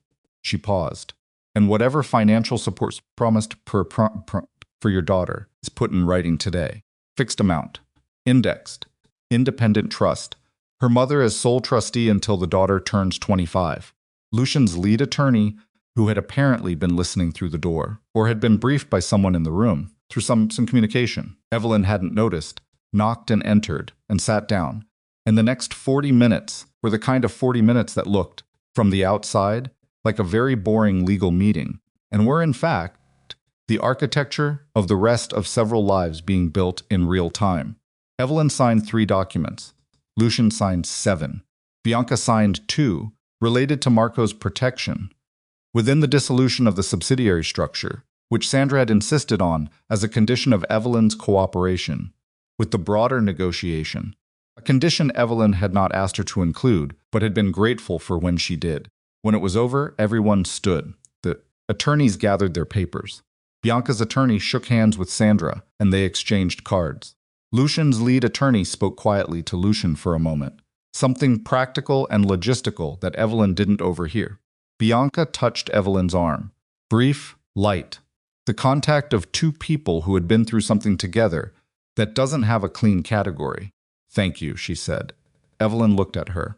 Don't thank me yet. We still have to see what he actually does. A small, genuine sound from Bianca, almost a laugh. You're already better at this than I am. You taught me most of it in 40 minutes in a cafe in Hoboken, Evelyn said. Bianca looked at her for a moment. Then she went to pick up Marco. Lucian was the last one in the room when Evelyn turned around. Sandra had stepped into the hallway, giving them the space that she had determined, with her particular professional intuition, was needed. He was standing by the window. The city was doing what it always did behind him, enormous and indifferent, and he looked like a man who had made a decision that had cost him everything, and was standing in the first moments of understanding what everything meant. You could have left without doing any of this, he said. Just filed and left. You had enough for a clean exit. I had a daughter with her name on a criminal structure, Evelyn said. There was no clean exit. I mean, before you knew about Halcyon. She looked at him. Are you asking why I didn't just disappear? I'm asking what made you fight. She thought about it. The real answer, not the constructed one. Because I was done being the part of something that other people understood and I didn't. She held his gaze. It had nothing to do with winning. I just needed the whole picture. He was quiet for a moment. And now you have it. Most of it. He looked at her with the expression she had been cataloging and revising her understanding of for 3 years. Standing in this conference room with the formal dissolution of most of what he'd built, sitting in a pile of signed documents on the table behind him, it was still difficult to read, and she had accepted by now that it might always be difficult to read. That was information about him she had earned the right to hold clearly. I'm going to do what I said I'd do, he said, with the inquiry, with the businesses, with her. He said her carefully, meaning their daughter, meaning the person who did not yet have a name but already had a weight in the room. Not because it fixes anything, because it's what's left. I know, she said. And then, because she had promised herself a long ago to be precise when precision was what was needed, I believe that you mean it right now. I don't know yet what it looks like over time. That's the part that matters. He nodded, the same small nod as before.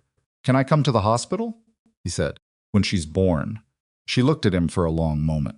She thought about the version of her who had stood at the window of this apartment 11 days ago, thumb over the send button, feeling the full weight of what she was about to set in motion. She thought about the version of her who had sat in Terminal B with both hands on her stomach and walked quietly away from a life she'd believed in. Yes, she said.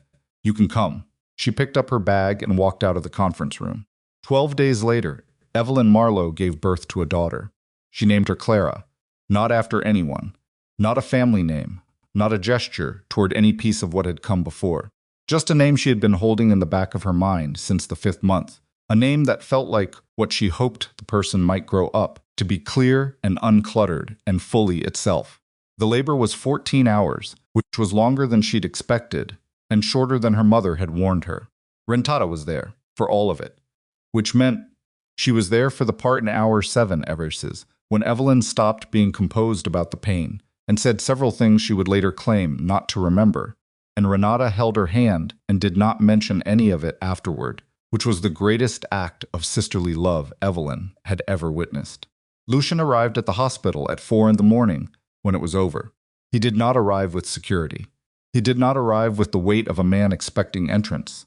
He sat in the waiting area outside the maternity ward and waited, and when the nurse came out to say that Miss Marlowe was asking if he wanted to come in, he stood up quickly enough that he knocked his phone off the seat, picked it up, and followed the nurse in with the slightly uncoordinated energy of a man whose precision had temporarily abandoned him. Evelyn was sitting up in the hospital bed when he came in, Clara in her arms, and she watched him cross the room and she watched his face change the moment he saw the baby, not gradually, not in stages, but all at once, the way a window breaks when something hits it cleanly. Everything he had spent a lifetime keeping together came apart in the space of 3 seconds, and she watched it happen and did not look away. He didn't say anything. He stood at the side of the bed and looked at Clara, and Clara, who was 6 hours old, and had no opinions yet about any of it, opened her eyes briefly in the way of newborns, unfocused, ancient-looking, blinking at a world that was much louder and brighter and colder than the one she'd been in. Hi, Lucian said, to the baby, very quietly. Clarified's eyes drifted toward his voice the way eyes do when something registers before the brain is ready to process it. He started. Evelyn shifted Clara in her arms. He sat down in the chair beside the bed, and she placed Clara in his arms and watched him hold her, with the careful, almost frightened attention of a man who understood he was holding something he had nearly destroyed. His face was a mess. She wasn't going to describe it. That part was his. Renata tactfully had stepped outside. Evelyn leaned back against the pillows and watched the man who had been her husband hold their daughter, in the gray pre-dawn light of the maternity ward, and she let herself feel all of it, the exhaustion, the love, the grief that was still present, and always would be in some form, the anger that had burned itself down to something cooler and more sustainable, and underneath all of it, something that she had not expected and could not quite name, something that was not forgiveness exactly, and not its opposite either, something more like the recognition of a person's full, flawed reality, rather than the version you'd agreed to see. She had loved a man who had not been what she believed. She had also loved a real person who was complicated and had done serious damage and was now sitting in a hospital chair crying quietly over a baby he hadn't earned. Both of those things were true at the same time. That was what she had. She was, for the first time in a long time, not trying to make it into something simpler. The weeks that followed were not the peaceful resolution that people describe when they've never been through anything. They were messy and exhausting and procedurally complicated in ways that gave Sandra Osi steady work for the better part of 6 months. The federal inquiry proceeded. Lucian's cooperation was, as he had said it would be, genuine and complete. She knew this, not because she trusted him automatically, but because Sandra verified it with Harwick's contact, Agent Reyes, at 3-week intervals, and each report came back consistent. Cassian Dorn's attempted consolidation collapsed within 2 weeks of the meeting in the conference room. The investors he'd been coordinating with, confronted with Lucian's cooperation and the documentation Lucian provided about the internal conspiracy, withdrew their support rapidly. 3 of Dorn's key allies flipped within days. Dorn himself was the subject of a separate federal charge by the end of the month, related to his own financial activities, which were considerably less sophisticated than he'd believed them to be when examined by people who were good at examining these things. He did not, in the end, take over anything. Several of Lucian's properties were seized as part of the inquiry. Others were sold voluntarily as part of the cooperation agreement.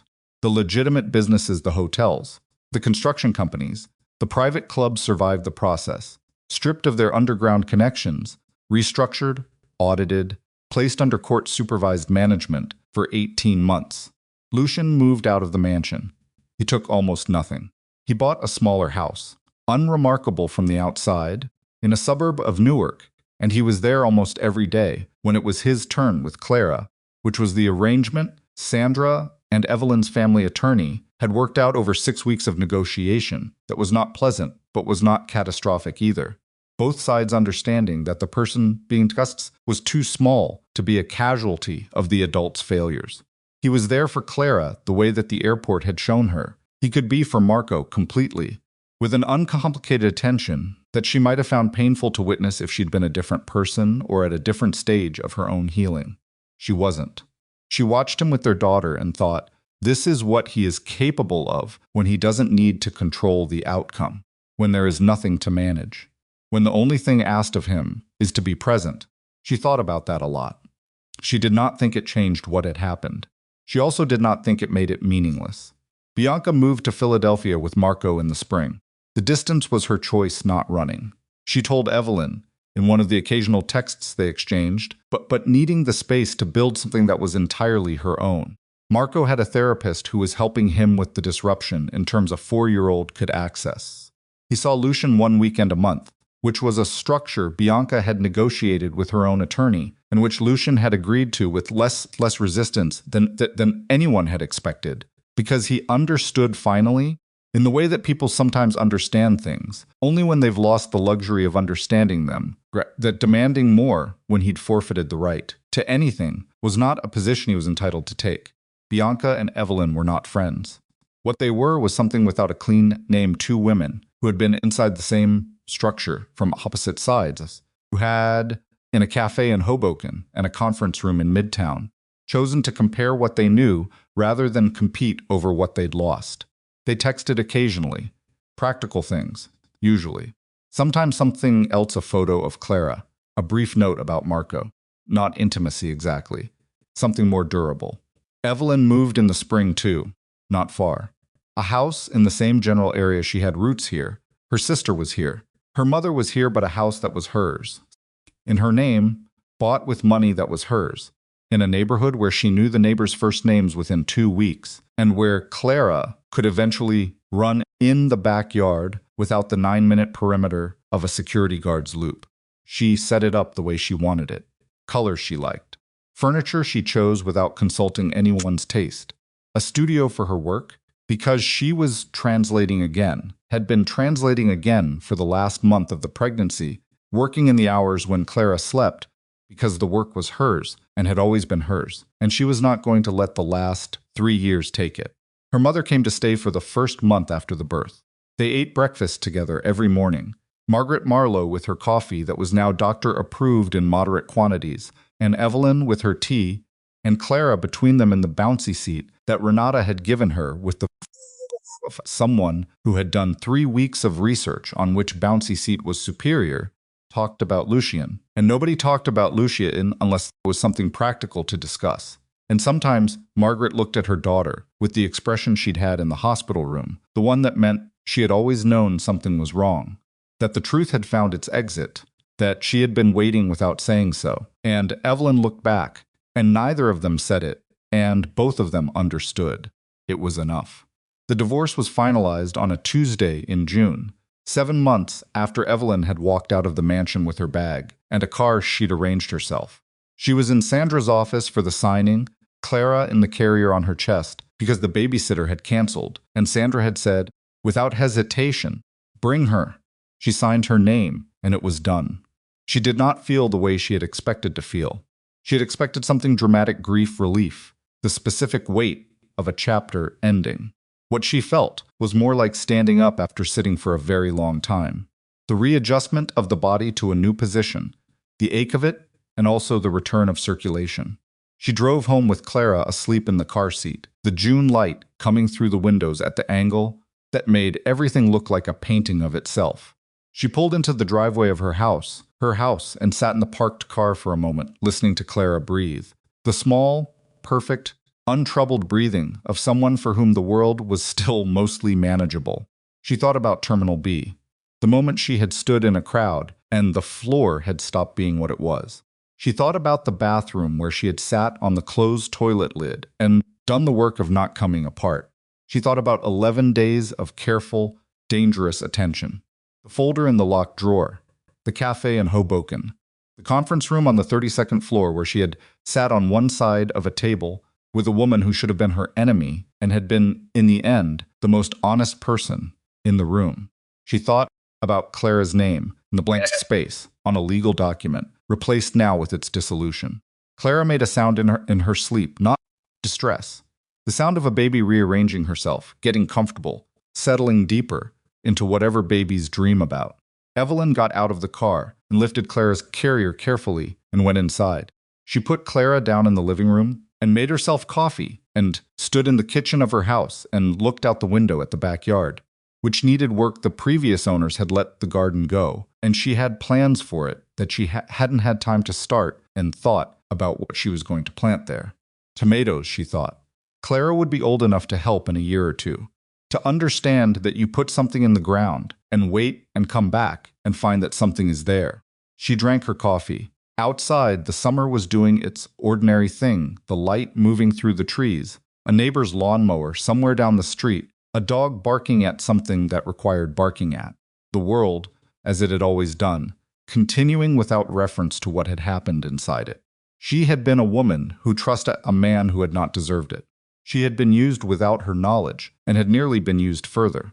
She had found out, and had been afraid, and had been angry, and had been precise, and had fought for something that was hers in a way that she had not known she was capable of before she was required to be. She was not unchanged by it.